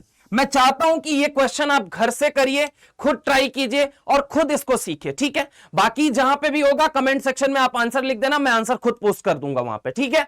तो यहां पे अगर हम बात करें 3d इलेक्ट्रॉन ऑफ Mn के ऊपर, किसी को अगर प्रॉब्लम है तो मैं कंफ्यूग्रेशन लिख सकता हूं। देखो साइंस टीचर वेरी क्रूएल मांगे 25 नंबर है, चलो मैं कंफ्यूग्रेशन इसका लिख देता हूं यहां पे देखो बेटा, यहां पे कंफ्यूग्रेशन मैं लिख के छोड़ देता हूं Mn का। 25 नंबर होता है तो क्या हो जाएगा 1s2 2s2 2p6 3s2 3s2 एक मिनट 3s2 3p6, आगे बताओ क्या हो जाएगा 3d5 हो जाएगा और ये क्या बन जाएगा 4s2। तो बाहर वाला शेल गया, बाहर में अपने को कोई लेना देना है ही नहीं, अंदर वाले शेल से निकालना है। तो आप बड़े आसानी से चाहे तो निकाल सकते हैं। कितने इलेक्ट्रॉन है बोलो बेटा, यहां पे 4 इलेक्ट्रॉन, 5 टोटल है डी के अंदर, शील्डिंग कितने करेंगे 4, तो 4 इंटू कितना हो गया 0.35 हो गया, प्लस कितना हो जाएगा यहाँ पे 6 2 8 8 2 10 6 16 2 18 18 इंटू कितना हो जाएगा 1 हो जाएगा। अब इन दोनों को कैलकुलेट करके सिग्मा की वैल्यू निकाल लो। Now z effective is equal to what, z minus sigma. z की वैल्यू आपको 25 दे ही रखी है, माइनस सिग्मा करोगे आपको किसका आंसर मिल जाएगा, z इफेक्टिव का आंसर मिल जाएगा। क्या मेरी बात समझ में आई? तो 2 क्वेश्चन कराने का सिर्फ यही लॉजिक है कि d और f के इलेक्ट्रॉन पुअर शील्डिंग करते हैं, जबकि s और p के इलेक्ट्रॉन कैसी शील्डिंग करते हैं, अच्छी शील्डिंग करते हैं। क्या मेरी बात समझ में आई? पक्की बात है, देख लो इसको, फिर हम आगे चलते हैं। 1 मिनट का पॉज लेके अगर चाहो कि हाँ हम वापस मतलब करना ही चाहते हैं तो कर लीजिए, फटाफट से, फटाफट कर लो बेटा, फटाफट कर लीजिए, कर लीजिए फटाफट। चले आगे चले। अब आता है effective nuclear charge for ions. Sir ये आयन क्या है? बेटा देखो आयन अपने जीवन में 2 तरह के हैं, एक है केटायन और एक है एनायन। केटायन जो आता है वो देने की वजह से आता है, कैसी बातें कर रहे हो, इलेक्ट्रॉन देने की वजह से गधे। और जो एनायन है वो लेने की वजह से आता है, इलेक्ट्रॉन लेने की वजह से आता है। अब अगर मैं तुमसे यहां पे बात करता हूं तो जरा गौर से देखो बेटा, यहां पे अगर मैं तुमसे बात करूं तो समझने की कोशिश करना तरीके से। Z effective for ions, ions कितने तरह के, 2 तरह के, एक कौन सा है बेटा केटायन और एक कौन सा है बेटा एनायन। पक्की बात है, बोलो हाँ या ना। अब केटायन क्या होता है, मान लो जैसे सोडियम था, पहले इसका एटॉमिक नंबर कितना था 11, इसके अंदर नंबर ऑफ इलेक्ट्रॉन कितने थे 11, प्रोटॉन कितने थे 11, समझ रहा हूं 11 प्रोटॉन 11 इलेक्ट्रॉन को क्या कर रहे थे, अट्रैक्ट कर रहे थे। मान लीजिए मेरे भाई इसके अंदर से मैंने 1 इलेक्ट्रॉन निकाल दिया, मैंने इसके अंदर से 1 इलेक्ट्रॉन निकाल दिया, 1 इलेक्ट्रॉन रिमूव कर दिया। मेरे भाई जैसे ही इलेक्ट्रॉन निकाला ये क्या बन चुका है, सोडियम पॉजिटिव। इलेक्ट्रॉन निकालने का मतलब ये 11 इलेक्ट्रॉन में से 1 इलेक्ट्रॉन की कमी कर दी मैंने। तो अब बताओ मुझे एटॉमिक नंबर अभी भी 11 ही रहेगा? अरे रहेगा नहीं रहेगा, इलेक्ट्रॉन का नंबर कितना आ जाएगा 10, प्रोटॉन का नंबर कितना आ जाएगा 11, मतलब 11 पॉजिटिव 10 नेगेटिव को खींच रहे हैं। तो अब बताओ चार्ज कौन सा डोमिनेट कर रहा है, तो सर पॉजिटिव चार्ज डोमिनेट कर रहा है, पक्की बात है बोलो हाँ। तो कहीं ना कहीं समझने की कोशिश करना, जब पॉजिटिव चार्ज बढ़ेगा तो आउटर मोस्ट शेल के इलेक्ट्रॉन को वो बहुत ज्यादा अट्रैक्ट करेगा।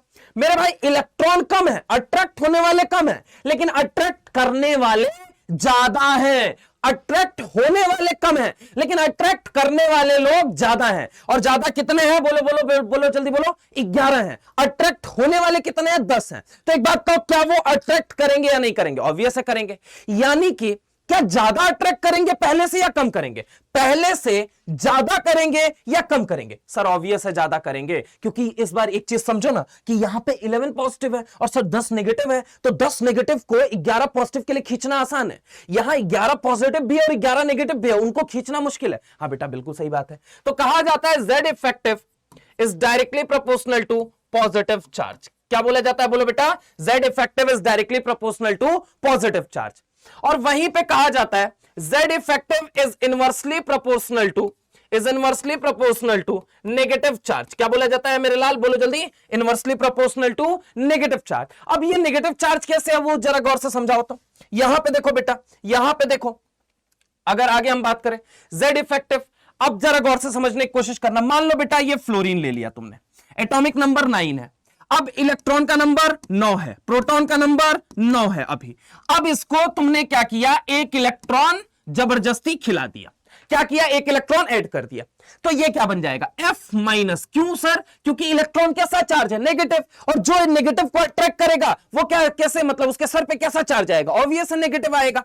अब सुनना जरा गौर से, इलेक्ट्रॉन का नंबर मेरे भाई अब कितना है, यहां पे देखो इलेक्ट्रॉन का नंबर कितना है, बोलो जल्दी, 10। प्रोटॉन का नंबर कितना है, 9। इलेक्ट्रॉन का नंबर कितना है, 10, और प्रोटॉन का नंबर कितना है, 9।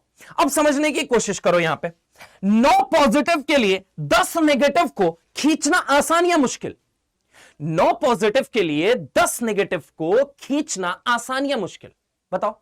9 पॉजिटिव के लिए 10 नेगेटिव को खींचना आसान या मुश्किल, ऑब्वियस है सर मुश्किल होगा। अगर यहां पे मुश्किल होगी, यहां पे मुश्किल होगी, तो एक बात तो, इलेक्ट्रॉन बढ़े तो रिपल्शन भी तो बढ़ेगा, इलेक्ट्रॉन बढ़े तो रिपल्शन भी तो बढ़ेगा, इलेक्ट्रॉन बढ़े तो रिपल्शन भी तो बढ़ेगा। और अगर रिपल्शन बढ़ेगा तो आप मुझे सोच के बताइए कि नेगेटिव चार्ज बढ़ने से, नेगेटिव चार्ज बढ़ने से बोले तो इलेक्ट्रॉन बढ़ने से, इलेक्ट्रॉन बढ़ने से रिपल्शन बढ़ रहा है या नेट अट्रैक्शन बढ़ेगा, तो ऑब्वियस है सर यहां पे रिपल्शन बढ़ेगा। तो कहा जाता है Z effective is directly proportional to positive charge, positive charge. अच्छा, डायरेक्टली प्रोपोर्शनल का मतलब पता है ना, अगर किसी को नहीं पता है तो सुन लो, पॉजिटिव चार्ज बढ़ेगा तो Z बढ़ेगा। डायरेक्टली प्रोपोर्शनल का मतलब यही होता है। इनवर्सली का मतलब क्या होता है, इनवर्सली कैसे लिखा जाएगा, तो Z effective is inversely proportional to negative charge. मैं देखो कुछ भी नहीं मान रहा हूं, मैं मान रहा हूं तुमको कुछ भी नहीं पता है, फिर सीखो, ठीक है। इनवर्स रिलेशन हमेशा ऐसे लिखा जाता है, डायरेक्ट रिलेशन ऐसे। डायरेक्ट का मतलब क्या होता है, पॉजिटिव चार्ज बढ़ेगा तो Z इफेक्टिव बढ़ेगा। इनवर्स का मतलब क्या होता है कि जितना ज्यादा नेगेटिव बढ़ेगा Z इफेक्टिव उतना कम होगा। डायरेक्ट में अगर ये बढ़ेगा आजू वाला तो बाजू वाला भी बढ़ेगा। इनवर्स का मतलब क्या होता है, अगर ये बढ़ेगा तो ये घटेगा, और अगर ये घटेगा तो ये बढ़ेगा। इनवर्स मतलब उल्टा, इनवर्स मतलब उल्टा, ऐसे समझो, समझ रहे हो मेरी बात को। डायरेक्ट रिलेशन का मतलब क्या है, ये बढ़ेगा तो ये भी बढ़ेगा। इनवर्स का मतलब क्या होता है, ये बढ़ा तो ये घटा, ये बढ़ा तो ये घटा। समझ रहे हो मेरी बात को। डायरेक्ट और इनवर्स का सिंपल मतलब ये होता है, यानी कि पॉजिटिव चार्ज बढ़ेगा, जितना ज्यादा पॉजिटिव चार्ज बढ़ेगा Z इफेक्टिव बढ़ेगा, जितना ज्यादा नेगेटिव चार्ज बढ़ेगा उतना ज्यादा Z इफेक्टिव क्या होगा, बोलो बोलो बोलो बोलो सारे बोलो, जितना ज्यादा नेगेटिव चार्ज बढ़ेगा उतना ज्यादा Z इफेक्टिव कम होगा। पक्की बात है। लेकिन ये लगता कहां है सर, 2 कंडीशन में लगाना होता है आपको। कहां कहां लगाना होता है, 2 कंडीशन में। कहां कहां बेटा, 2 कंडीशन में। सिर्फ वो 2 कंडीशन है जहां पे आपके दिमाग में ये फैक्टर आना चाहिए, अदरवाइज आपके दिमाग में ये फैक्टर आना ही नहीं चाहिए मेरे भाई। अब वो 2 फैक्टर क्या क्या है वो सुन लो। देखो बेटा यहां पर समझो, पहला फैक्टर ये है कि different ion of same element. क्या बोलो बोलो, different ion of same element. पहला फैक्टर कहां पे, different ion of same element. Different ion of same element, different ion of same element, different ion of same element. पहला factor कहां लगाओगे? Different ion of same element. जैसे कि sir ये कहना क्या चाहते हो बेटा, एक ही एलिमेंट उठाया और उसका डिफरेंट डिफरेंट आयन बना लिया। जैसे कि सर आयन कितने तरह के? दो तरह के, एक केटायन है और एक कौन सा है? एनायन है मेरे लाल। अब जरा गौर से सुनो, मान लो ये नाइट्रोजन है, नाइट्रोजन का ही नेगेटिव ले लूं, नाइट्रोजन का ही पॉजिटिव ले लूं, मतलब सेम एलिमेंट के डिफरेंट डिफरेंट आयन है, सेम एलिमेंट के डिफरेंट। अरे एलिमेंट अभी बदल गया क्या? अभी नाइट्रोजन है, फिर नाइट्रोजन है, इधर भी नाइट्रोजन है, हर जगह नाइट्रोजन ही नाइट्रोजन है, तो एलिमेंट तो क्या है? सेम है। लेकिन ये इसका एनायन है और ये इसका केटायन है, मतलब डिफरेंट आयन है, एक एनायन है और एक केटायन है। तो अगर मैं बात करूं कि नाइट्रोजन के डिफरेंट डिफरेंट एलिमेंट है, नाइट्रोजन के डिफरेंट डिफरेंट, एक क्या है? केटायन है और एक कौन सा है? एनायन है। अब यहां देखो, ये क्या है आपका? एनायन, और ये क्या है? केटायन। तो मैंने क्या बोला कि Z effective is directly proportional to positive charge and Z effective is inversely proportional to negative charge. लेकिन लगाना कहां पे है? Different ion of same element, different ion of same element. बोले तो different ion of same element, ठीक है। तो पॉजिटिव अगर बढ़ेगा तो Z इफेक्टिव बढ़ेगा, अगर नेगेटिव बढ़ेगा तो Z इफेक्टिव घटेगा। मतलब ये पॉजिटिव, ये न्यूट्रल, ये क्या था? नेगेटिव था। समझ रहे हो? तो अगर पॉजिटिव बढ़ा तो Z इफेक्टिव बढ़ेगा, नेगेटिव बढ़ा तो Z इफेक्टिव घटेगा। क्या मेरी बात समझ में आ रही है? डायरेक्ट दो जगह पे आप लगा सकते हैं। कहां कहां पे? पहला तो different ion of same element, और दूसरा कहां पे लगा लोगे? ये देखो, दूसरा लगाओगे बेटा आइसो इलेक्ट्रॉनिक स्पीसीज के अंदर। किसके अंदर बोलो मेरे लाल? Iso electronic species. किसके अंदर? Iso electronic species. सर ये आइसो इलेक्ट्रॉनिक स्पीसीज क्या होती हैं? क्या ये आइसोटोप है? नहीं बेटा, आइसो इलेक्ट्रॉनिक वर्ड पढ़ो, आइसो इलेक्ट्रॉनिक, एक जैसा इलेक्ट्रॉनिक सिस्टम जहां आपको दिखेगा। मान लो जैसे एलिमेंट, अभी मैं आपको क्वेश्चन के फॉर्म में कराऊंगा, वहां पे एकदम बढ़िया तरीके से क्लियर हो जाएगा। आइसो इलेक्ट्रॉनिक बोले तो सेम नंबर ऑफ इलेक्ट्रॉन आने चाहिए। कितने आने चाहिए? Same number of electron. Proton से कोई लेना देना नहीं है, एटॉमिक नंबर से कोई लेना देना नहीं है। क्या आना चाहिए? सेम नंबर ऑफ इलेक्ट्रॉन आना चाहिए। क्या आना चाहिए बोलो बेटा? Same number of electron. तो यहां पर जरा गौर से देखिए, सबसे पहली चीज, आगे चलते हैं। यहां देखो, अब जैसे ये दिया गया है तुम्हें, ये दिया गया है, अब तरीके से यहां पे समझने की कोशिश करो। ये क्या है? H माइनस है, हाइड्रोजन का एटॉमिक नंबर 1, हीलियम का एटॉमिक नंबर 2, लिथियम का 3, बेरिलियम का 4। ये एटॉमिक नंबर है। जितने एटॉमिक नंबर होता है उतने ही नंबर ऑफ इलेक्ट्रॉन और प्रोटॉन होते हैं न्यूट्रल एटम में। जबकि ये क्या है? एनायन। एनायन बोले तो इसके अंदर इलेक्ट्रॉन होना कितना चाहिए था? 1, लेकिन इसके सर पे क्या दिख रहा है मुझे? एक नेगेटिव चार्ज। मतलब एक नेगेटिव का मतलब इसने एक इलेक्ट्रॉन खाया है, एक इलेक्ट्रॉन खाया है। और अगर एक इलेक्ट्रॉन खाया है तो यहां पे क्या लिख दूंगा? 1 + 1। अब इलेक्ट्रॉन कितने हैं? 2। कितने इलेक्ट्रॉन है बोलो बेटा? 2 इलेक्ट्रॉन है। हीलियम है, हीलियम का एटॉमिक नंबर कितना होता है? 2। इसके ऊपर कोई चार्ज नहीं है, मतलब इसने ना तो कोई इलेक्ट्रॉन खाया है ना तो कोई इलेक्ट्रॉन दिया है, मतलब इसके पास इलेक्ट्रॉन कितने हैं? 2 हैं। समझ रहा हो मेरी बात को? लिथियम का एटॉमिक नंबर 3। 3 में इसके सर पे क्या दिख रहा है? पॉजिटिव। पॉजिटिव कब आता है? जब आप इलेक्ट्रॉन उठा के किसी को देते हो, जब आप इलेक्ट्रॉन उठा के किसी को देते हो, इलेक्ट्रॉन उठा के किसी को देते हो। तो 3 में से कितना पॉजिटिव है? एक पॉजिटिव का मतलब एक इलेक्ट्रॉन इसने किसी को दे दिया, मतलब इसके पास इलेक्ट्रॉन कितने थे? 3। लेकिन एक जब दे दिया तो बचा कितना? 2। तो इसके पास भी कितने इलेक्ट्रॉन है बोलो बेटा? 2 इलेक्ट्रॉन। ऐसे ही देखो बेरिलियम के अंदर एटॉमिक नंबर है 4। 4 में से इसने कितने इलेक्ट्रॉन दे दिए? 2 पॉजिटिव, मतलब 2 इलेक्ट्रॉन गायब हो गए, 2 इलेक्ट्रॉन गायब हो गए। बचे कितने बोलो बोलो? जादू हो गया। कितना बचा? 2। कितना बचा? 2। मेरे भाई गौर से देखो, क्या यहां 2, यहां 2, यहां 2, यहां 2, तो तुम आंसर दो, क्या ये आइसो इलेक्ट्रॉनिक है या नहीं है? बोलो बोलो बोलो बोलो, सारे बोलो। आइसो इलेक्ट्रॉनिक के लिए मैंने क्या बोला? आइसो इलेक्ट्रॉनिक है या नहीं है? एक जैसा इलेक्ट्रॉन आ रहा है या नहीं आ रहा है? ना तुमको एटॉमिक नंबर देखना है, ना तुमको नंबर ऑफ प्रोटॉन देखना है, तुमको देखना है इलेक्ट्रॉन का नंबर अगर सेम आ रहा है तो ऐसी स्पीसीज आइसो इलेक्ट्रॉनिक स्पीसीज कही जाती हैं। चलो दूसरा एग्जांपल देके बताता हूं। देख बेटा, नाइट्रोजन का एटॉमिक नंबर होता है 7, ऑक्सीजन का कितना होता है मेरे लाल? 8, फ्लोरीन का कितना होता है? 9, और सोडियम का कितना होता है? 11। अब सुनो, 7 इलेक्ट्रॉन इसके पास इनिशियली थे। इनिशियली कितने इलेक्ट्रॉन थे? 7, जब ये न्यूट्रल था। अब इसके सर पे क्या तुमको दिख रहा है बेटा? -3। -3 का मतलब इसने 3 इलेक्ट्रॉन लिया है। जितना चार्ज होता है उतना इलेक्ट्रॉन वो खाया हुआ होता है। समझ रहे हो? नेगेटिव अगर है तो समझ जाओ उसने उतना इलेक्ट्रॉन लिया है, अगर पॉजिटिव है तो उसने उतना इलेक्ट्रॉन दिया है, तो उतने इलेक्ट्रॉन कम कर दो, नेगेटिव है तो उतने इलेक्ट्रॉन बढ़ा दो। तो यहां पे देखो कितने इलेक्ट्रॉन खा रखे हैं? 3। तो इलेक्ट्रॉन का नंबर कितना आ गया बोलो बेटा? 10। कितना आ गया बोलो जल्दी? 10। ऑक्सीजन के केस में अगर हम बात करें तो ऑक्सीजन के केस में अगर हम बात करते हैं तो 8 इलेक्ट्रॉन इसके पास ऑलरेडी थे, इसने कितना खाया 2, अगेन इसके पास भी कितने आ गए 10, कितने आ गए बोलो बेटा 10 10 10, समझ रहे हो आंसर। बस यहां पे देखो आने वाला है 9 और इसके पास इलेक्ट्रॉन कितने खाए इसने, एक नेगेटिव मतलब एक इलेक्ट्रॉन खाया, अगेन इसके पास भी कितने इलेक्ट्रॉन 10, पक्की बात है बोलो मेरे लाल। अब अगर हम बात करें सोडियम की तो सोडियम के पास इलेक्ट्रॉन कितने रहे थे 11, इलेक्ट्रॉन कितने रहे थे 11, इलेक्ट्रॉन कितने रहे थे 11, लेकिन एक तुमने क्या कर दिया गायब, बचा कितना बेटा 10। अब देखो 10 10 10 10, तुमको एटॉमिक नंबर नहीं देखना है, तुमको सिर्फ क्या देखना है, क्या सेम नंबर ऑफ इलेक्ट्रॉन आ रहे हैं या नहीं आ रहे हैं। अगर सेम नंबर ऑफ इलेक्ट्रॉन आ रहे हैं मेरे भाई, सेम नंबर ऑफ इलेक्ट्रॉन आ रहे हैं मेरे भाई, तो तुमको क्या कहना है, ये कैसी स्पीसीज हो गई, आइसो इलेक्ट्रॉनिक स्पीसीज। तो मेरे भाई मैंने अभी आपको बताया क्या बोला, Z effective is directly proportional to positive, मतलब पॉजिटिव अगर बढ़ेगा तो Z इफेक्टिव भी बढ़ेगा, नेगेटिव अगर बढ़ेगा तो Z इफेक्टिव घटेगा। कहां कहां लगाना है, different ion of same element, और दूसरा आइसो इलेक्ट्रॉनिक स्पीसीज। तो आइसो इलेक्ट्रॉनिक स्पीसीज के अंदर देखो इधर से इधर जब तुम जा रहे हो बेटा मेरे, यहां से देखो लेफ्ट से जब तुम राइट जा रहे हो, लेफ्ट से जब तुम राइट जा रहे हो, एक बात मुझे सोच के बताओ, क्या पॉजिटिव चार्ज बढ़ रहा है या नहीं बढ़ रहा है, क्या ये पहले बताओ आइसो इलेक्ट्रॉनिक स्पीसीज हैं, दो दो दो दो दो, हाँ बिल्कुल है।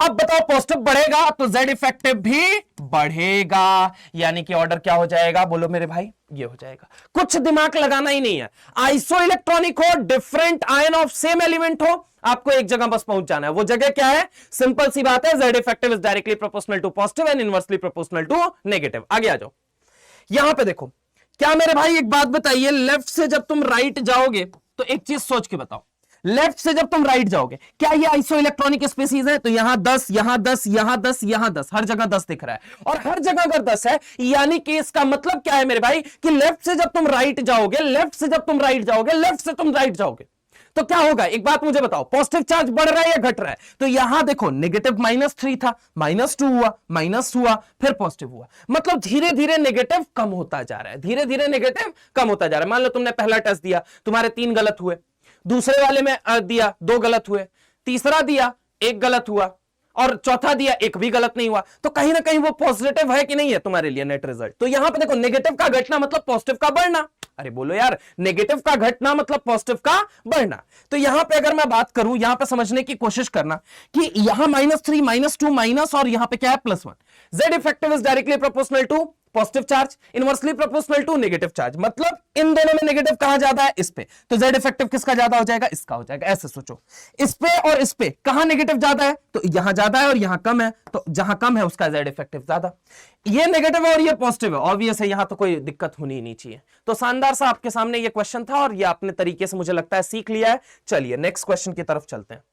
नेक्स्ट क्वेश्चन ये देखो, यहां पे एटॉमिक नंबर मैं पहले लिख देता हूं, इसका होता है 15, इसका होता है 16, इसका होता है 17, इसका होता है 19 और इसका होता है 20। मेरे भाई 15 में एक बात तो इलेक्ट्रॉन कितने थे 15, यहां पे पहले लिख दे रहा हूं, यहां 16, यहां कितने थे 17, यहां पे कितने हैं 19 और यहां पे कितने हैं 20, जब ये न्यूट्रल रहा होगा। अब देखो, अब इसके बाद ये चार्ज बनना शुरू हुआ, 15 में कितने इलेक्ट्रॉन ऐड किया जाए 3, तो यहां पे इलेक्ट्रॉन कितना आ गया 18, यहां 16 में कितने हुए 2 ऐड हुए, तो कितना हो गया 18, 17 में कितना ऐड हुआ 1 ऐड हुआ, तो ये भी क्या हो गया 18, 19 में माइनस कितना करोगे, कितना इलेक्ट्रॉन की कमी आई 1 इलेक्ट्रॉन की, तो ये भी क्या हो गया 18, 20 में कितने इलेक्ट्रॉन की कमी आई बोलो बेटा, बोलो बोलो 2 की, तो यहां पे ये भी क्या हो गया 18। क्या ये आइसो इलेक्ट्रॉनिक है, जी हां साहब बिल्कुल है, 100% है। और हमें पता है Z effective is directly proportional to positive charge, inversely proportional to बोलो बोलो क्या होगा नेगेटिव चार्ज। कहां कहां लगाओगे, आइसो इलेक्ट्रॉनिक स्पीसीज के अंदर लगाओगे, और कहां पे लगाओगे different ion of same element. तो यहां पे देखो जरा गौर से, यहां पे अगर मैं बात करूं तो इधर से इधर जब मैं जा रहा हूं, लेफ्ट से राइट जा रहा हूं, कहां जा रहा हूं लेफ्ट से राइट जा रहा हूं, तो लेफ्ट से राइट जा रहा हूं तो पॉजिटिव चार्ज क्या कर रहा है बोलो बेटा, पॉजिटिव चार्ज बढ़ रहा है, और पॉजिटिव चार्ज बढ़ रहा है तो Z इफेक्टिव भी क्या होगा बढ़ेगा, और बढ़ेगा तो ऑर्डर क्या हो जाएगा। अच्छा, इसको दूसरे तरीके से भी सुन लो, एक तरीका और मेरे भाई, एक बात बताओ, इसके अंदर इलेक्ट्रॉन नए नंबर P-3 के अंदर इलेक्ट्रॉन कितने आ गए 18, प्रोटॉन कितने थे, प्रोटॉन कितने थे 15, तो E/P रेशियो निकाल लो। देखो यहां पे यहां पे देखो कितने हैं 18 और प्रोटॉन कितने हैं 16। यहां पे देखो कितने हैं 18 इलेक्ट्रॉन और प्रोटॉन कितने हैं 17। यहां पे कितने हैं बोलो जल्दी 18 इलेक्ट्रॉन और 18 प्रोटॉन है। इसके केस में बात करूं, यहां पे अगर मैं बात करूं तो सॉरी 18 नहीं है 19, ये 19। और यहां पे अगर मैं बात करता हूं तो कितने हो जाएंगे 18 इलेक्ट्रॉन और प्रोटॉन कितने हैं 20। मतलब कि 15 प्रोटॉन या ऐसा सोचो 15 पॉजिटिव चार्ज 18 नेगेटिव को बेहतरीन खींचेंगे या 20 पॉजिटिव चार्ज 18 नेगेटिव को। 15 पॉजिटिव लोग हैं जिनको 18 नेगेटिव लोगों को संभालना है। 15 पॉजिटिव लोग हैं जिनको 18 नेगेटिव लोगों को संभालना है और एक जगह 20 पॉजिटिव लोग हैं और 18 नेगेटिव लोग हैं। डोमिनेंट कौन करेगा? ऑब्वियस है जो नंबर में ज्यादा होगा। यहां नंबर में ज्यादा कौन है? इलेक्ट्रॉन, मतलब उनको संभालना मुश्किल हो जाएगा। जबकि यहां डोमिनेंट कौन है? प्रोटॉन, तो वो बड़े आसानी से क्या कर लेंगे? अपनी तरफ अट्रैक्ट कर लेंगे। क्या मेरी बात समझ रहे हो? पक्की बात है, बोलो हाँ या ना। तो वही कहा जाता है ना कि रंग को रंग देख के बदलता है, समझ रहे हो? तो सिंपल सी बात है कि दोस्त अच्छा चुनिए और अच्छे से पढ़ाई कीजिए, ठीक है। इधर देखिए मेरे भाई 15 पॉजिटिव को 18 इलेक्ट्रॉन खींच रहे थे, सॉरी 18 इलेक्ट्रॉन को खींचना था। 16 पॉजिटिव को 18 नेगेटिव को खींचना था। 17 पॉजिटिव को मिलकर 18 नेगेटिव को, 19 पॉजिटिव को मिलकर 18 को नेगेटिव को खींचना था। 20 पॉजिटिव को मिलकर 18 नेगेटिव को खींचना था। खींचना आसान किसके लिए था? इनके लिए, फिर इनके लिए, फिर इनके लिए, फिर इनके लिए। तो Z इफेक्टिव क्या है? Z इफेक्टिव तो आउटर मोस्ट शेल में जो प्रेजेंट इलेक्ट्रॉन है उस पर न्यूक्लियस नेट अट्रैक्शन कितना लगा रहा है, यही तो है। Z इफेक्टिव तो यही है, इफेक्टिव न्यूक्लियर चार्ज, ठीक है। तो ये ऑर्डर हो गया। चलिए आगे चलते हैं। ऑर्डर ऑफ Z इफेक्टिव, चलो पहला क्वेश्चन है, यहां O माइनस ले लिया, यहां O प्लस ले लिया, यहां O+2 ले लिया। अब मुझे इसके अंदर ऑर्डर आप बताएंगे, इसके अंदर ऑर्डर बताएंगे, फटाफट से बताइए। अपना पॉज लीजिए और तुरंत करके मुझे बताइए फटाफट मेरे भाई, फटाफट से बताइए। कर लिया बेटा?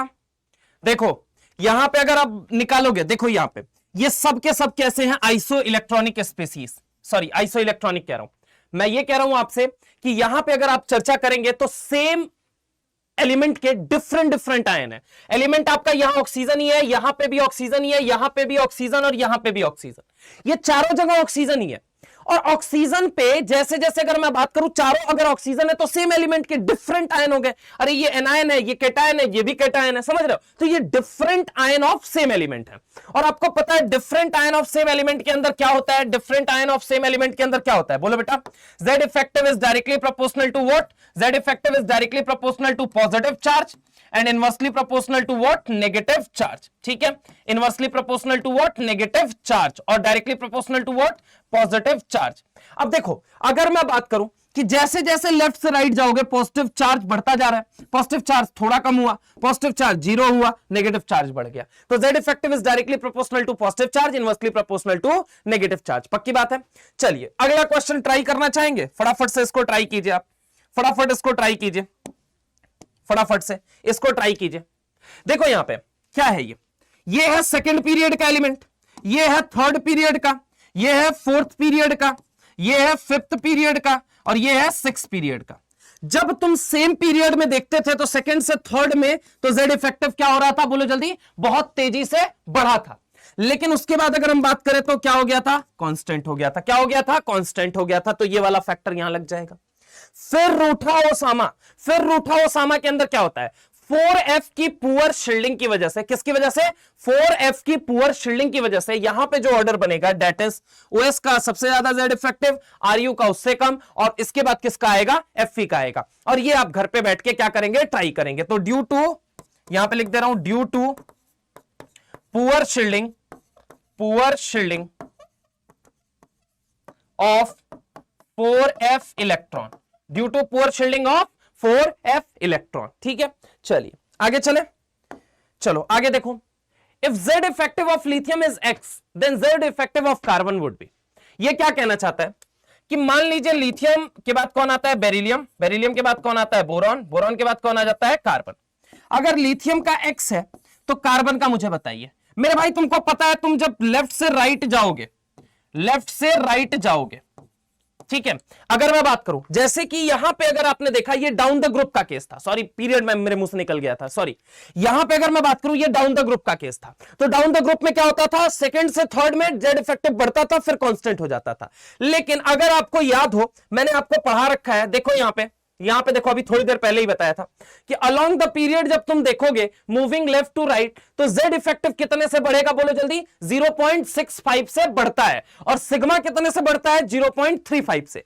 तो लेट सपोज हमसे क्वेश्चन क्या पूछा गया है, हमसे क्वेश्चन यही पूछा गया है बेटा, देखो यहां पे हमसे क्वेश्चन पूछा गया है कि भैया एक बात बताओ मुझे कि अगर लिथियम का x है तो कार्बन का कितना होगा, तो x से बेरिलियम गया तो कितने का चेंज आया, 0.65, फिर उसके बाद कितने का चेंज आया, यहां बेरिलियम से बोरॉन में 0.65, फिर कितने का चेंज आया, 0.65, तो यहां पे कितना हो जाएगा, x प्लस 3 इंटू 0.65, आंसर आपका आपके सामने होगा। समझ रहा हो मेरी बात को, ठीक है, x प्लस 3 इंटू 0.65, आपका जेड इफेक्टिव निकल आ जाएगा। समझ रहे हो, तो अगर लिथियम का दिया गया है, कार्बन का पूछा, हम आराम से निकाल सकते हैं। चलिए आगे चलते हैं, आगे चलते हैं मेरे भाई, आगे। According to Slater's rule, top to bottom Z effective क्या होता है, इंक्रीज करता है, डिक्रीज करता है, remains constant, all of these.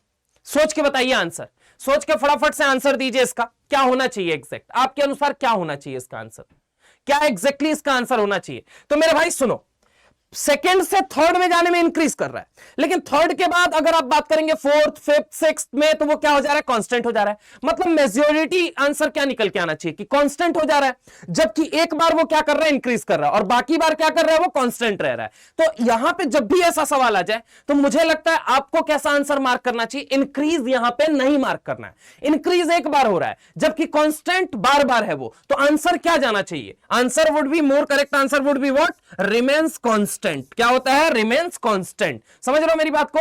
अगर हम बात करें कि according to Slater's rule top से बॉटम अगर हम जाते हैं तो जेड इफेक्टिव, ठीक है, तो जेड इफेक्टिव क्या होगा, तो जेड इफेक्टिव क्या हो जाएगा, इंक्रीज करेगा, डिक्रीज करेगा, रिमेन्स कांस्टेंट, या फिर ऑल ऑफ दीज। तो answer would be what, more correct answer would be what, in fact अगर मैं बोलूं कि ऐसा क्वेश्चन आए तो आंसर क्या देना चाहिए आपको, रिमेन्स कांस्टेंट। क्या होता है, रिमेन्स कांस्टेंट। ठीक है, चलिए बेटा चलें तब फिर आगे चलें।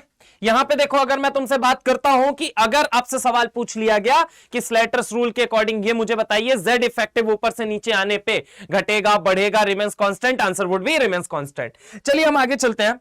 अब चलते हैं, बात करते हैं एटॉमिक रेडियस की। मान लो बेटा एक एटम है और इस एटम के अंदर ये रहा न्यूक्लियस और ये रहा इलेक्ट्रॉन, ठीक है। तो सर इस न्यूक्लियस से इस इलेक्ट्रॉन की दूरी को ही क्या कहा जाएगा, एटॉमिक रेडियस। लेकिन क्या इतना इजी है एटॉमिक रेडियस निकालना? नहीं मेरे भाई, ऐसे एटॉमिक रेडियस कैलकुलेट ही नहीं किया जा सकता। वजह क्या है सर? मेरे भाई जो वजह है मुख्यतः इसके पीछे वो ये है कि पहली चीज कि एटम की कोई फिक्स बाउंड्री नहीं होती, एटम की कोई शार्प बाउंड्री नहीं होती है। तो पहली चीज, एटम डू नॉट हैव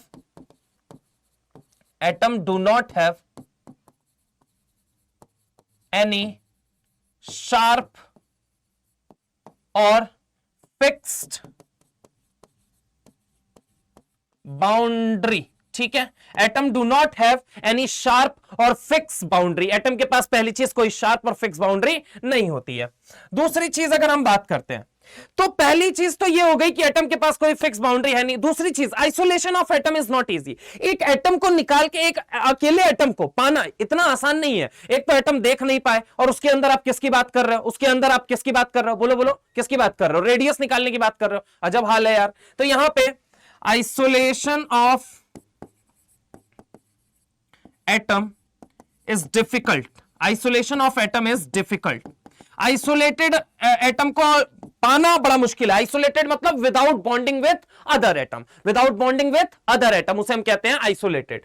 तो देखो एटम के पास कोई फिक्स बाउंड्री नहीं है, पहला वजह। और दूसरा क्या है, isolation of atom is not easy, is very difficult in fact. तीसरी चीज, एनर्जी ऑफ आउटरमोस्ट इलेक्ट्रॉन या वैलेंस इलेक्ट्रॉन और valence electron is very high होगा। तो क्या होगा, एनर्जी जब हाई होगी तो क्या होगा, पोजीशन के बारे में पता लगाना बड़ा मुश्किल होगा। समझ रहे हो मेरी बात को। जब एनर्जी हाई होगी तो पोजीशन के बारे में पता लगा पाना बड़ा मुश्किल होगा। ठीक है, चौथी बात अगर हम करें तो चौथी बात बताओ और क्या रीजन हो सकता है, बताइए चौथा क्या रीजन हो सकता है। तीन तो मेजर रीजन है, atom do not have any sharp boundary. दूसरी बात अगर हम कहें isolation of atom is difficult. तीसरी बात करें एनर्जी ऑफ आउटरमोस्ट इलेक्ट्रॉन और valence electron is very high, जिसकी वजह से हमें क्या प्रॉब्लम आती है, बोलो बेटा, बोलो बोलो क्या आती है, कि उसके पोजीशन के बारे में हम पता नहीं लगा सकते। चौथी बात कि इलेक्ट्रॉन के पाए जाने की प्रोबेबिलिटी क्या होगी, जीरो होगी। क्या होगी, जीरो होगी, ओनली एट इंफिनिटी। तो electron finding probability, electron finding probability is zero only at infinity। समझ रहे हो मेरी बात को? तो ये चार मुख्यतः बातें हैं जिसकी वजह से हम रेडियस को जिस नजरिए से देखते हैं वैसे हम कैलकुलेट नहीं कर सकते। तो सर एक बात मुझे बताइए, रेडियस को आखिर कैलकुलेट कैसे किया गया? तो आओ बेटा उसके लिए कहानी में आगे चलते हैं, थोड़ी सी और चीजें देखते हैं। देखो यहां पे अगर हम बात करें यहां पे तुमसे, तो समझने की कोशिश करना। एक्चुअल में रेडियस दो तरह का है, एक है एटॉमिक रेडियस, एक कौन सी कैटेगरी है, एटॉमिक रेडियस, और एक कौन सी कैटेगरी है, आयोनिक रेडियस। अब हमें आयोनिक और एटॉमिक के अंदर हम अगर बात करें तो आयोनिक बोले तो आयन दो तरह के होते हैं, आयन दो तरह के होते हैं, एक पॉजिटिवली चार्ज और एक नेगेटिवली चार्ज।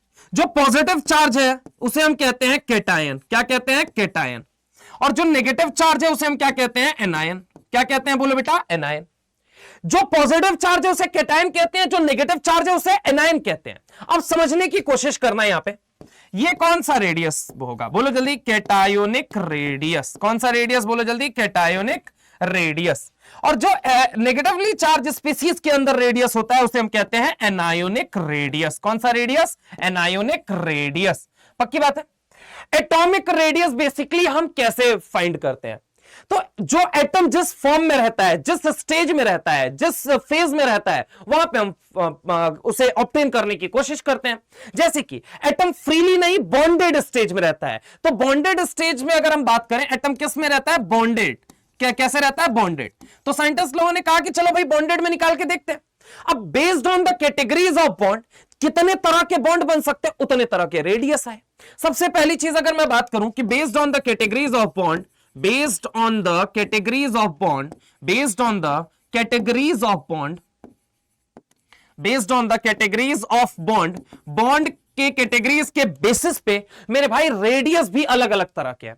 जैसे कि सर कौन कौन सा रेडियस होता है? तो मेरे भाई सबसे पहली चीज अगर हम आपसे बात करें तो जिनके अंदर कोवेलेंट, उसे हम कहते हैं covalent radius. Covalent bond present हुआ, कोवेलेंट रेडियस। एक होता है आपका मेटेलिक रेडियस। कौन सा होता है, मेटेलिक रेडियस। एक होता है मेटेलिक रेडियस।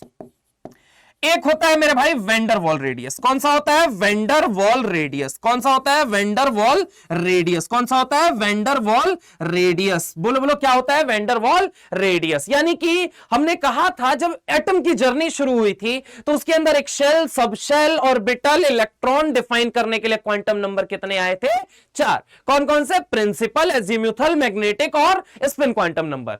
हम आगे चले तो हमने कहा सब शेल भी कितने तरह के हैं, 4, जो हमारे सिलेबस के अनुसार SPDF, ठीक है। उसके बाद से हमने उसके अंदर इलेक्ट्रॉन की फिलिंग सीखी। फिर हमने कहा एलपीडी ने लात खाई, मैन मोजले के बाद पीरियोडिक टेबल आई। हमने उसके बाद इफेक्टिव न्यूक्लियर चार्ज को पढ़ा कि जो नेट अट्रैक्शन न्यूक्लियस का आउटर मोस्ट शेल के इलेक्ट्रॉन पे लग रहा है उसी को हमने क्या कहा, इफेक्टिव न्यूक्लियर चार्ज। अब अगर रेडियस की हम बात करते हैं तो रेडियस पहले तो दो तरह का है, एक एटॉमिक है और एक आयनिक है। आयनिक भी दो तरह का है, एक केटायनिक है और एक एनायनिक है। वहीं अगर हम बात करें कि एटॉमिक रेडियस के बारे में बेटा, तो atomic radius based on the categories of bond निकाले गए और उनमें से रेडियस कितने तरह के होते हैं, 3। पहला कौन सा होता है, एक होता है कोवेलेंट रेडियस, एक होता है आपका मेटेलिक रेडियस और एक होता है आपका, बोलो बोलो कौन सा होता है, वेंडर वॉल रेडियस। वंदरवाल नहीं, वेंडर वॉल रेडियस। अब एक एक चीज को थोड़ा सा समझते हैं। यहां पे देखो बेटा, यहां पे अगर मैं आपसे बात करता हूं तो जरा गौर से देखिए। सबसे पहली चीज समझने की कोशिश करना कि सर एक बात बताओ, based on the categories of bond कैसे कैलकुलेट किया जाता है? तो समझो दो तरह के एटम होते हैं, एक होता है होमो एटॉमिक मॉलिक्यूल और एक होता है हेटेरो एटॉमिक मॉलिक्यूल। समझने की कोशिश करना। होमो एटॉमिक मॉलिक्यूल के बारे में पहले समझो। मॉलिक्यूल के बारे में अगर हम बात करें तो एक होता है होमो एटॉमिक मॉलिक्यूल और एक होता है हेटेरो एटॉमिक मॉलिक्यूल, ठीक है। होमो मतलब कैसा होता है, होमो का मतलब होता है एक जैसा। होमो का मतलब क्या होता है बेटा, बोलो जल्दी, एक जैसा। होमो का मतलब क्या होता है, एक जैसा। हेटेरो का मतलब क्या होता है, अलग अलग। हेटेरो का मतलब क्या होता है, बोलिए बेटा जी, बोलिए बोलिए फटाफट बोलिए, अलग अलग। क्या होता है, अलग अलग। अलग अलग एटम, एटॉमिक वर्ड कहां से है? एटम से, ठीक है। अगर सेम टाइप के एटम है तो उसे हम होमो एटॉमिक मॉलिक्यूल कहते हैं। अलग अलग तरह के एटम है तो हम उसे क्या बोलते हैं? हेट्रो एटॉमिक, ठीक है। कैसा बोलते हैं? Hetero atomic. तो यहां पे देखिए जरा गौर से मेरे भाई, एक्चुअल में सर रेडियस जो कैलकुलेट होगा बॉन्डेड स्टेज में आने के बाद, एटम बॉन्ड बनाने के बाद मॉलिक्यूल बन गया, तो कौन सा लिया जाएगा? होमो एटॉमिक मॉलिक्यूल या हेट्रो? तो सबसे पहली चीज गांठ बांध के रख लो, कौन सा?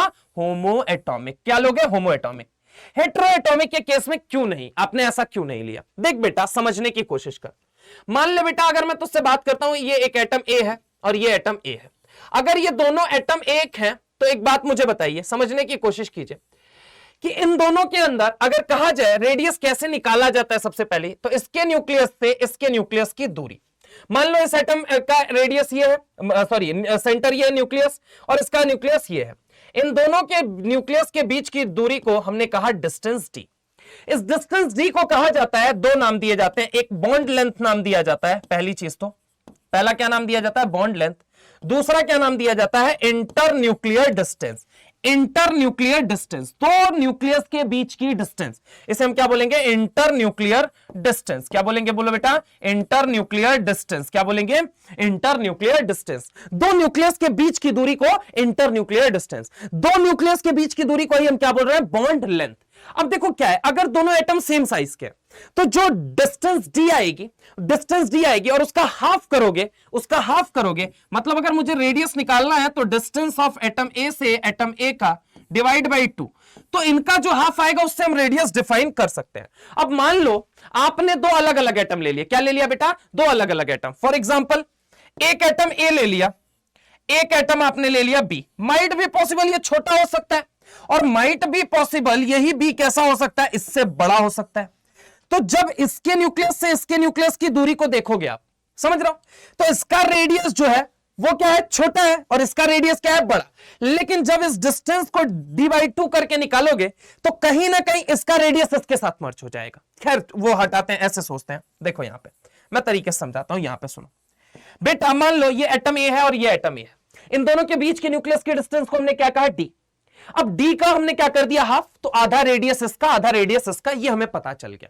लेकिन अगर हम बात करें कि मान लीजिए एटम ए हमने ये ले लिया, मान लीजिए एटम ए की साइज ये है, ठीक है, और एटम बी की साइज लेट सपोज ये है, ठीक है। अब दोनों के न्यूक्लियस के बीच की दूरी देखोगे तो इसको भी क्या बोलोगे? Distance D. अब तुम रेडियस निकालने गए तो क्या करोगे? डिस्टेंस डी डिवाइडेड बाई 2, इनका हाफ कर देते हैं, पता चल जाएगा रेडियस। अब इसका रेडियस एक्चुअल में क्या है? छोटा, और एटम ए का क्या है? बड़ा। लेकिन जब दोनों को जोड़ोगे और हाफ करोगे तो ए का रेडियस भी किसके साथ मर्ज हो गया? बी के साथ। मतलब बी का रेडियस इतना ही होना चाहिए था, पता चला वो डायमीटर के बराबर आ गया। समझ रहा हूं मेरी बात को? इसीलिए हम अलग अलग एटम नहीं लेते हैं, हम होमो एटॉमिक मॉलिक्यूल के अंदर कैलकुलेट करते हैं किसको? एटॉमिक रेडियस को। सबसे पहली चीज कि कौन से मॉलिक्यूल के अंदर देखेंगे? तो होमो एटॉमिक मॉलिक्यूल के अंदर देखेंगे। किसके अंदर देखेंगे? होमो एटॉमिक मॉलिक्यूल के अंदर देखेंगे। हेट्रो एटॉमिक मॉलिक्यूल के अंदर नहीं देखते हैं। क्या मेरी बात समझ में आई या नहीं आई? पक्की बात है। अब देखो कहां कहां पे कैसा कैसा, तो बॉन्ड कौन कैसा बनाता है। फॉर एग्जाम्पल, एक आप लोगों ने सुना है मेटल, एक आप लोगों ने सुना है नॉन मेटल। अगर मान लो दो नॉन मेटल मिल गए तो ये क्या करेंगे? ये आपस में जो बॉन्ड बनाते हैं इसे हम कहते हैं कोवैलेंट बॉन्ड। क्या कहते हैं? बोलो जल्दी। कोवैलेंट बॉन्ड, ठीक है। तो नॉन मेटल के अंदर जनरली हम कौन सा रेडियस, प्राइम रेडियस कौन सा होगा, मतलब सुप्रीम कौन सा होगा? दैट इज कोवैलेंट, ठीक है। वहीं अगर हम बात करें कि मेटल प्लस मेटल के बीच में जब हम रेडियस देखते हैं तो इसी रेडियस को कहा जाता है मेटेलिक रेडियस। कौन सा कहा जाता है? Metallic radius. कौन सा कहा जाता है? Metallic radius. और नॉन बॉन्डेड किसके अंदर? बोलो बेटा, नॉन बॉन्डेड स्पीसीज के बीच में जब हम देखते हैं तो उस रेडियस को कहा जाता है wander wall radius. For example sir, अगर मैं आपसे बात करता हूं फॉर एग्जाम्पल, तो समझो यहां पे जैसे कि इनर्ट गैसेस, कौन से? Inert gases. कौन से? Inert gases. इनर्ट गैसेस जो होते हैं वो नॉन बॉन्डेड होते हैं, ठीक है। तो उनके अंदर जो हम रेडियस पढ़ते हैं उस रेडियस का नाम होता है वैंडर वॉल रेडियस। क्या मेरी बात समझ में आई? फटाफट से इसको एक बार देख लीजिए आप लोग, तब तक मैं भी पानी पी लेता हूं और आगे चलते हैं। फटाफट से देख लो सारे देख लो फटाफट, ठीक है। देख लिया कि मेटल और मेटल के बीच में मेटेलिक रेडियस, नॉन मेटल के बीच में जो आता है बेसिकली वो कोवेलेंट, और नॉन बॉन्डेड के बीच में जो हमें देखने को मिलता है वैन डर वाल्स। अब हम थोड़ा सा कहानी को और आगे बढ़ाते हैं और सारी चीजें हम सीखते हैं। जरा गौर से सुनिए बेटा, होमो एटॉमिक मॉलिक्यूल का एक और लॉजिक आपको मैं देता हूं, बढ़िया शानदार सा, सुनो जरा गौर से। यहां पे अगर मैं तुमसे बात करूं यहां पे, तो देखना, मान लो हमने ले लिया यहां पे हाइड्रोजन एटम ले लिया, और दूसरी तरफ मैंने क्या ले लिया, हाइड्रोजन क्लोरीन। ठीक है, अभी के लिए इलेक्ट्रोनेगेटिविटी में तुमको बस इतना, इलेक्ट्रोनेगेटिव टर्म की बात कर रहा हूं मैं, वो टर्म का मतलब इतना समझना, एक एटम की औकात होती है कि वो सामने वाले से कितना शेयर्ड पेयर ऑफ इलेक्ट्रॉन अपने न्यूक्लियस की तरफ खींच सकता है। जैसे कि तुमको एक बात बताते हैं, मान लो जब हाइड्रोजन ने बॉन्ड बनाया था तो हाइड्रोजन ने एक इलेक्ट्रॉन और दूसरे वाले हाइड्रोजन ने दोनों ने एक इलेक्ट्रॉन लगा के ये बॉन्ड बनाया। ठीक ऐसा ही हुआ कि जब हाइड्रोजन और क्लोरीन के बीच में बॉन्ड बना तो इनिशियली इन दोनों के बीच में एक डील हुई कि चलो एक बॉन्ड, एक इलेक्ट्रॉन तुम लगाओ, एक इलेक्ट्रॉन मैं लगाता हूं और दोनों मिलके बॉन्ड बनाते हैं। ठीक है, इन दोनों के बीच में ये डील डन हो गई, कोई बात नहीं। अब जरा गौर से देखो, थोड़ी समय बाद क्या प्रॉब्लम शुरू हुई, थोड़े समय बाद क्या प्रॉब्लम क्या शुरू होगी। देखो यहां पे हाइड्रोजन और ये हाइड्रोजन है, ठीक है, समझने की कोशिश करना। यहां पे अगर दोनों हाइड्रोजन की मैं बात करूं तो दोनों की इलेक्ट्रोनेगेटिविटी ऑलमोस्ट क्या, इनफैक्ट एकदम बराबर है। अगर दोनों सेम एटम है तो इनकी इलेक्ट्रोनेगेटिविटी क्या होगी, बराबर होगी। यानी कि इस हाइड्रोजन एटम का एक न्यूक्लियस है, ठीक है, और इस हाइड्रोजन एटम का भी एक न्यूक्लियस है, और सेंटर में क्या है बेटा, इलेक्ट्रॉन है।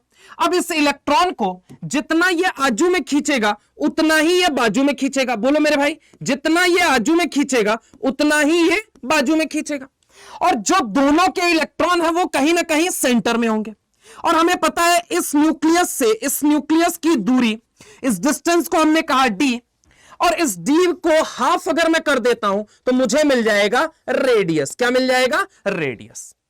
दिक्कत क्या आएगी हेटेरोएटॉमिक के केस में, मेरे भाई एक बात मुझे बताओ, अगर वो अलग अलग एटम है तो ऑब्वियस है, अगर वो अलग अलग एटम है तो एक केस में मान लेता हूं इलेक्ट्रोनेगेटिविटी अभी दोनों की क्या है, अलग अलग है। अब समझना दिक्कत क्या आएगी मेरे भाई, ये क्या करेगा, ये इस इलेक्ट्रॉन पेयर को अपनी तरफ खींचना चाहेगा। जैसे कि अगर हम कहें electronegativity of chlorine is greater than hydrogen, तो ये अपने शेयर्ड पेयर का मतलब जब ये बॉन्ड बना रहे थे तो एक इलेक्ट्रॉन हाइड्रोजन ने दिया था, एक इलेक्ट्रॉन क्लोरीन ने। अब दोनों इलेक्ट्रॉन जब दोनों ने दिया था तो क्या होगा, वो क्या हो गया, शेयर्ड पेयर ऑफ इलेक्ट्रॉन। क्या हो गया, shared pair of electron, shared pair of electron, shared pair of electron. देखो यहां पे अब शेयर्ड पेयर ऑफ इलेक्ट्रॉन है तो ये क्या करेगा, क्लोरीन का न्यूक्लियस इसको खींचने की पूरी कोशिश करेगा, पूरा ताकत लगा देगा, ये अपनी तरफ खींचने की पूरी कोशिश करेगा।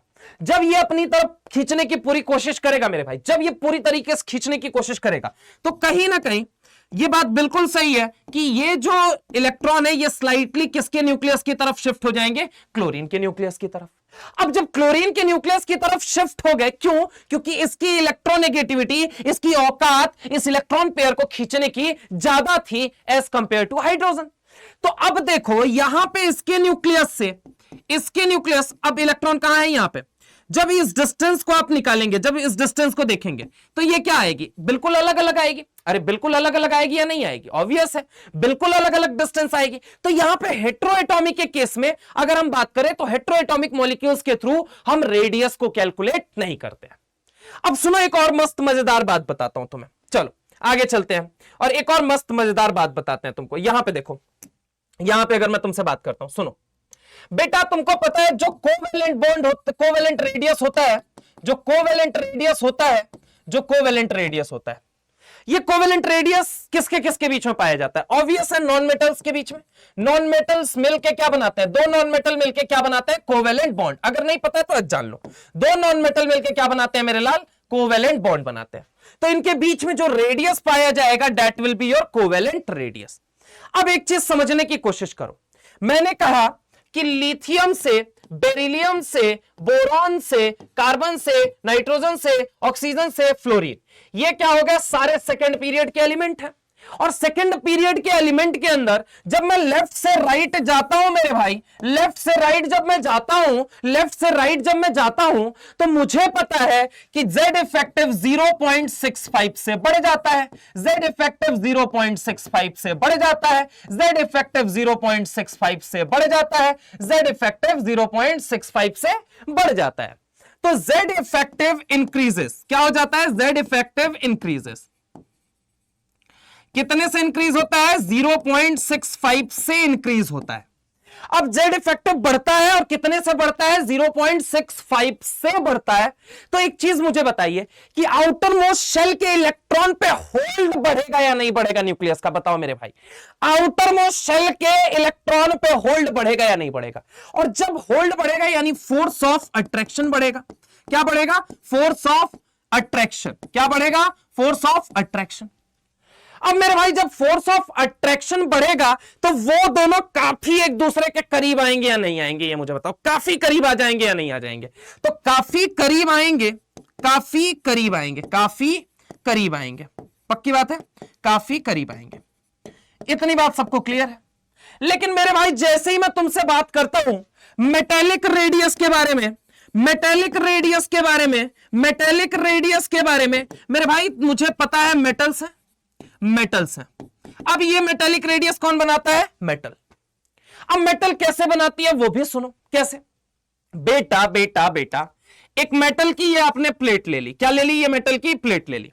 अब समझने की कोशिश करो। मेटल कहती है लाइफ में आई हूं तो दे के रहूंगी। मैंने पूछा क्या दे के रहोगे, क्या तुम्हारी इच्छा क्या है देने की? कहती है सर इलेक्ट्रॉन। मैंने कहा चलो बहुत बढ़िया बात है। जैसे ही मेरे भाई ये इलेक्ट्रॉन देगा, जैसे ही ये मेटल इलेक्ट्रॉन देगा, मेटल इलेक्ट्रॉन देगा, इसके सर पे पॉजिटिव चार्ज आके बैठ जाएगा। अरे बोलो यार भाई। अब जैसे ही पॉजिटिव चार्ज बैठा, अब समझने की कोशिश करना, ये इलेक्ट्रॉन जो है, ये इलेक्ट्रॉन जो है, ये किसने दिया? मेटल ने। अब ये जो M पॉजिटिव वाला हिस्सा बचा हुआ है, इसे हम क्या बोलते हैं? कर्नल्स। क्या बोलते हैं? कर्नल्स। ठीक है। अब देखो यहां पे समझो, मेटल की प्लेट है, इसमें क्या है? छोटे छोटे क्या है? बोलो जल्दी। छोटे छोटे क्या है? ये मेटल है। क्या है? मेटल है। छोटे छोटे क्या है? मेटल है। छोटे छोटे क्या है? मेटल है। पक्की बात है, ये छोटे छोटे क्या है? मेटल है। और बीच में इनका लहराता हुआ मस्त हवा के तौर पे कौन घूम रहा है? इलेक्ट्रॉन। ठीक है, सी ऑफ इलेक्ट्रॉन, जिसे इलेक्ट्रॉन सी इलेक्ट्रॉन मॉडल कहा जाता है। ठीक है। तो यहां पे अगर मैं बात करूं, ये जो इलेक्ट्रॉन होंगे ये किसके लिए रिस्पॉन्सिबल होंगे? For conductivity. किसके लिए रिस्पॉन्सिबल होंगे? For conductivity. मेटल की प्लेट जो होती है कंडक्टिंग होती है। क्यों होती है? क्योंकि वो जो इलेक्ट्रॉन है चार्ज के मूवमेंट की वजह से कंडक्शन होगा। तो यहां पे कौन ये जो इलेक्ट्रॉन रिस्पॉन्सिबल है किसके लिए रिस्पॉन्सिबल है? कंडक्टिविटी के लिए। किसके लिए रिस्पॉन्सिबल है? कंडक्टिविटी के लिए। किसके लिए? कंडक्टिविटी के लिए रिस्पॉन्सिबल है। अब समझना, ये जो है, अगर मैं एक प्लेट के अंदर जूम करके आपको दिखाऊं, अगर मैं आपको जूम करके दिखाऊं, अगर मैं आपको मेरे भाई जूम करके दिखाऊं, एक मिनट, जूम करके दिखाऊं, अगर मैं आपको जूम करके दिखाता हूं तो जरा गौर समझना। यहां पे अगर मैं आपको जूम करके दिखाता हूं तो जूम करके मेरे को नजर कैसे आएंगे? ये दोनों मेटल, ये दोनों मेटल कुछ इस तरीके से नजर आएंगे। समझ रहे हो मेरी बात को? ये दोनों मेटल कुछ इस तरीके से नजर आएंगे। अब इसके न्यूक्लियस से इस मेटल के और इस मेटल के न्यूक्लियस की दूरी जो है, इसको मैंने कितनी मान ली? लेट सपोज d मान ली। इस न्यूक्लियस से इस न्यूक्लियस के बीच की जो दूरी है, इसको मैंने क्या मान ली? d। d/2 कर दिया तो हमें क्या मिलेगा? r मेटेलिक मिल जाएगा। क्या मिल जाएगा? r metallic. लेकिन फर्क समझने की कोशिश करो, यहां पे तरीके से सुनना कि यहां पे जब हम नॉन मेटल में हम जब बात कर रहे थे तो हमें पता है कि क्या हो रहा था? Z इफेक्टिव बढ़ रहा था। कितने से बढ़ रहा था? 0.65 से। तो फोर्स ऑफ अट्रैक्शन बढ़ रहा था। तो रेडियस की अगर हम बात करें तो इनके अंदर काफी ज्यादा फोर्स ऑफ अट्रैक्शन था। अब देखो, अगर मैं इस मेटल में बात करूं तो कहीं ना कहीं इलेक्ट्रॉन बीच में लहरा रहे होते हैं। समझ रहे हो मेरी बात को? अगर बीच में लहरा रहे हैं तो समझो, अगर मैं तुमसे बात करता हूं कि ये मुझे बताओ कि इस मेटल के अंदर जब इलेक्ट्रॉन जो है वो थोड़े दूर है, अब जब थोड़े दूर हो गए तो क्या उतना अट्रैक्शन लग पाएगा? नहीं लग पाएगा। ऑब्वियस है नहीं लग पाएगा। तो ये बताओ, अगर तुमसे ये कहा जाए कोवेलेंट ज्यादा बड़ा या मेटेलिक ज्यादा बड़ा, तो आंसर क्या आना चाहिए तुम्हारा? बोलो बोलो, क्या आना चाहिए? मेटेलिक ज्यादा बड़ा होता है। क्या होता है? ज्यादा बड़ा होता है, क्योंकि इसमें इलेक्ट्रॉन दूर चला गया, फोर्स ऑफ अट्रैक्शन हो गया कम। यहां पर लिख दे रहा हूं, इलेक्ट्रॉन दूर, फोर्स ऑफ अट्रैक्शन क्या हो गया? कम। और फोर्स ऑफ अट्रैक्शन कम हो गया, तो ऑब्वियस है कि अगर इतना फोर्स ऑफ अट्रैक्शन नहीं लगेगा, इतना फोर्स ऑफ अट्रैक्शन नहीं लगेगा, इतना फोर्स ऑफ अट्रैक्शन नहीं लगेगा, तो जेड इफेक्टिव जो होगा वो क्या होगा, कम ही होगा। अगर जेड इफेक्टिव कम होगा तो एक बात मुझे बताओ कि साइज जो है इनके बीच में, जो अगर मैं बात करता हूं कि इनके बीच में जब बात करेंगे रेडियस की, इलेक्ट्रॉन क्या हो गए, दूर हो गए। अब इलेक्ट्रॉन दूर हो गए तो उतना फोर्स ऑफ अट्रैक्शन लग नहीं रहा है, तो रेडियस बड़ा होगा या छोटा होगा, तो ऑब्वियस है कोवेलेंट के कंपैरिजन में ये वाला रेडियस तो बड़ा होगा। ठीक है, अब अगर हम बात करें वेंडर वॉल रेडियस की, किसकी बात करते हैं, वेंडर वॉल रेडियस की, किसकी बात करते हैं, वेंडर वॉल रेडियस की, है ना। तो वेंडर वॉल रेडियस किसके बीच में लगता है, नॉन बॉन्डेड एटम के बीच में। किसके बीच में, नॉन बॉन्डेड एटम के बीच में। किसके बीच में, नॉन बॉन्डेड एटम के बीच में।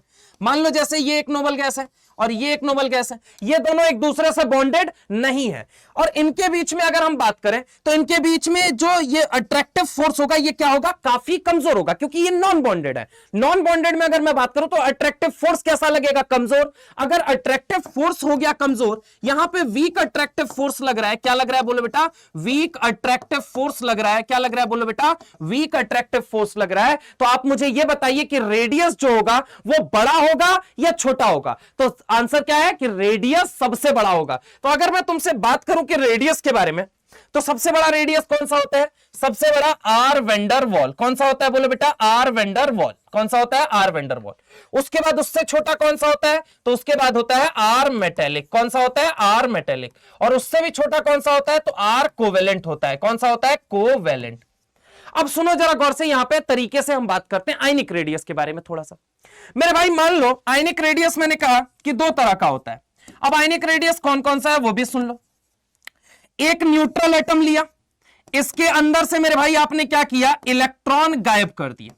अब इलेक्ट्रॉन जब गायब करोगे तो इसके ऊपर कैसा चार्ज आ गया, मान लो ये क्या था, एटम ए था, ठीक है। तो अब ये क्या बन गया, ए पॉजिटिव बन गया। क्या बन गया, ए पॉजिटिव। अब ए पॉजिटिव अगर बन गया तो एक बात बताओ, इसके ऊपर इलेक्ट्रॉन की क्या हो गई, कमी आ गई, और प्रोटॉन का नंबर अभी क्या है, ज्यादा है। और प्रोटॉन का नंबर ज्यादा है तो वो आउटर मोस्ट शेल पे खूब सारा अट्रैक्शन लगाएगा, खूब सारे इलेक्ट्रॉन को अपनी तरफ खींचेगा, और जब खींचेगा तो जेड इफेक्टिव क्या कर जाएगा, बढ़ जाएगा। अरे मुझे पता है Z effective is directly proportional to what, positive charge. और अगर पॉजिटिव चार्ज बढ़ा तो यानी कि नेट फोर्स ऑफ अट्रैक्शन क्या होगा, ज्यादा होगा। और नेट फोर्स ऑफ अट्रैक्शन ज्यादा होगा तो ऑब्वियस है ये न्यूट्रल एटम के कंपैरिजन में छोटा रेडियस होगा, न्यूट्रल एटम के कंपैरिजन में छोटा। अगर मान लो मेरे भाई वही मैंने इसके अंदर एक इलेक्ट्रॉन ऐड कर दिया, तो अब ये क्या बन जाएगा, ए माइनस।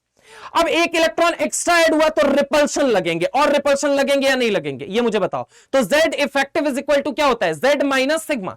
इस बार क्या होगा, सिग्मा बढ़ेगा। क्या बढ़ेगा, सिग्मा। अगर सिग्मा बढ़ेगा तो Z इफेक्टिव कम होगा, और Z इफेक्टिव अगर कम हुआ, Z इफेक्टिव अगर कम हुआ, Z इफेक्टिव अगर कम हुआ तो रेडियस फैलेगा, रेडियस क्या होगा, और बड़ा होगा। तो यहां पे अगर कहा जाए कि इस केस में, यहां पे एनायन के केस में इलेक्ट्रॉन जो है ये क्या होगा, ज्यादा, और अगर मैं बात करूं प्रोटॉन जो है ये क्या होगा, कम। तो अगर अब बात किया जाए इलेक्ट्रॉन ज्यादा प्रोटॉन कम, यानी Z इफेक्टिव, अगर मैं बात करूं इस बार Z इफेक्टिव नहीं सॉरी सिग्मा, सिग्मा बोले तो स्क्रीनिंग कांस्टेंट या शील्डिंग इफेक्ट, सिग्मा जो होगा वो ज्यादा होगा। ज्यादा हुआ तो फोर्स ऑफ अट्रैक्शन क्या हो जाएगा, कम हो जाएगा। और फोर्स ऑफ अट्रैक्शन अगर कम हो गया तो मेरे भाई इस बार एक बात बताइए, रेडियस बड़ा होगा या छोटा होगा, तो ऑब्वियस है क्या हो जाएगा, बड़ा हो जाएगा। यानी कि न्यूट्रल एटम के कंपैरिजन में, न्यूट्रल एटम के कंपैरिजन में एनायनिक रेडियस जो होता है बेटा वो बड़ा होता है, और जो अगर हम बात करें कैटायनिक रेडियस वो कैसा होता है, छोटा होता है। ठीक है, तो ये केवल मैंने आज एक ब्रीफ दिया है, कल इनके बारे में मैं थोड़ी बहुत थ्योरी भी आपको लिखवा दूंगा, एंड देन उसके बाद से हम कल के लेक्चर में इसके बारे में खूब सारे सवाल करेंगे, और next periodic property that is ionisation energy की तरफ हम मूव कर जाएंगे। तो यहां पे जरा गौर से देखिए बेटा जी, अगर मैं आपसे बात करता हूं कि व्हाट इज बेसिकली रेडियस, तो मुझे पता है हाफ ऑफ द, डेफिनेशन क्या होगा, half of the internuclear distance, half of the internuclear distance between two homoatomic बोलो molecules, two homoatomic molecules नहीं, two homoatomic nucleus। अच्छा, इसके बाद से इसे हम क्या कहते हैं, इसे और क्या कहते हैं, and this distance and the distance is also known as what? Bond length or internuclear distance. ठीक है, यहां तक की बात आज हमने की। मुझे लगता है कि अब आपको चीजें सारी समझ में आई होंगी। नहीं आई है रेडियस वाले पार्ट में, थोड़ी बहुत चीजें अभी मन में कसक है, अगले लेक्चर पे हम उसको और बढ़िया तरीके से पढ़ेंगे। चलिए, this was all about today session, rest हम आगे प्रोसीड करेंगे। चलिए, बहुत बहुत शुक्रिया, बहुत बहुत धन्यवाद इतनी देर सुनने के लिए। पसीने आएंगे, कोई बात नहीं, हौसले नहीं रुकने चाहिए, उत्साह उमंग जोश आज भी नहीं खत्म हुआ है, इसी के साथ एकदम स्वस्थ रहिए और पढ़ाई में व्यस्त रहिए। चलिए ठीक है, बाय बाय, टाटा।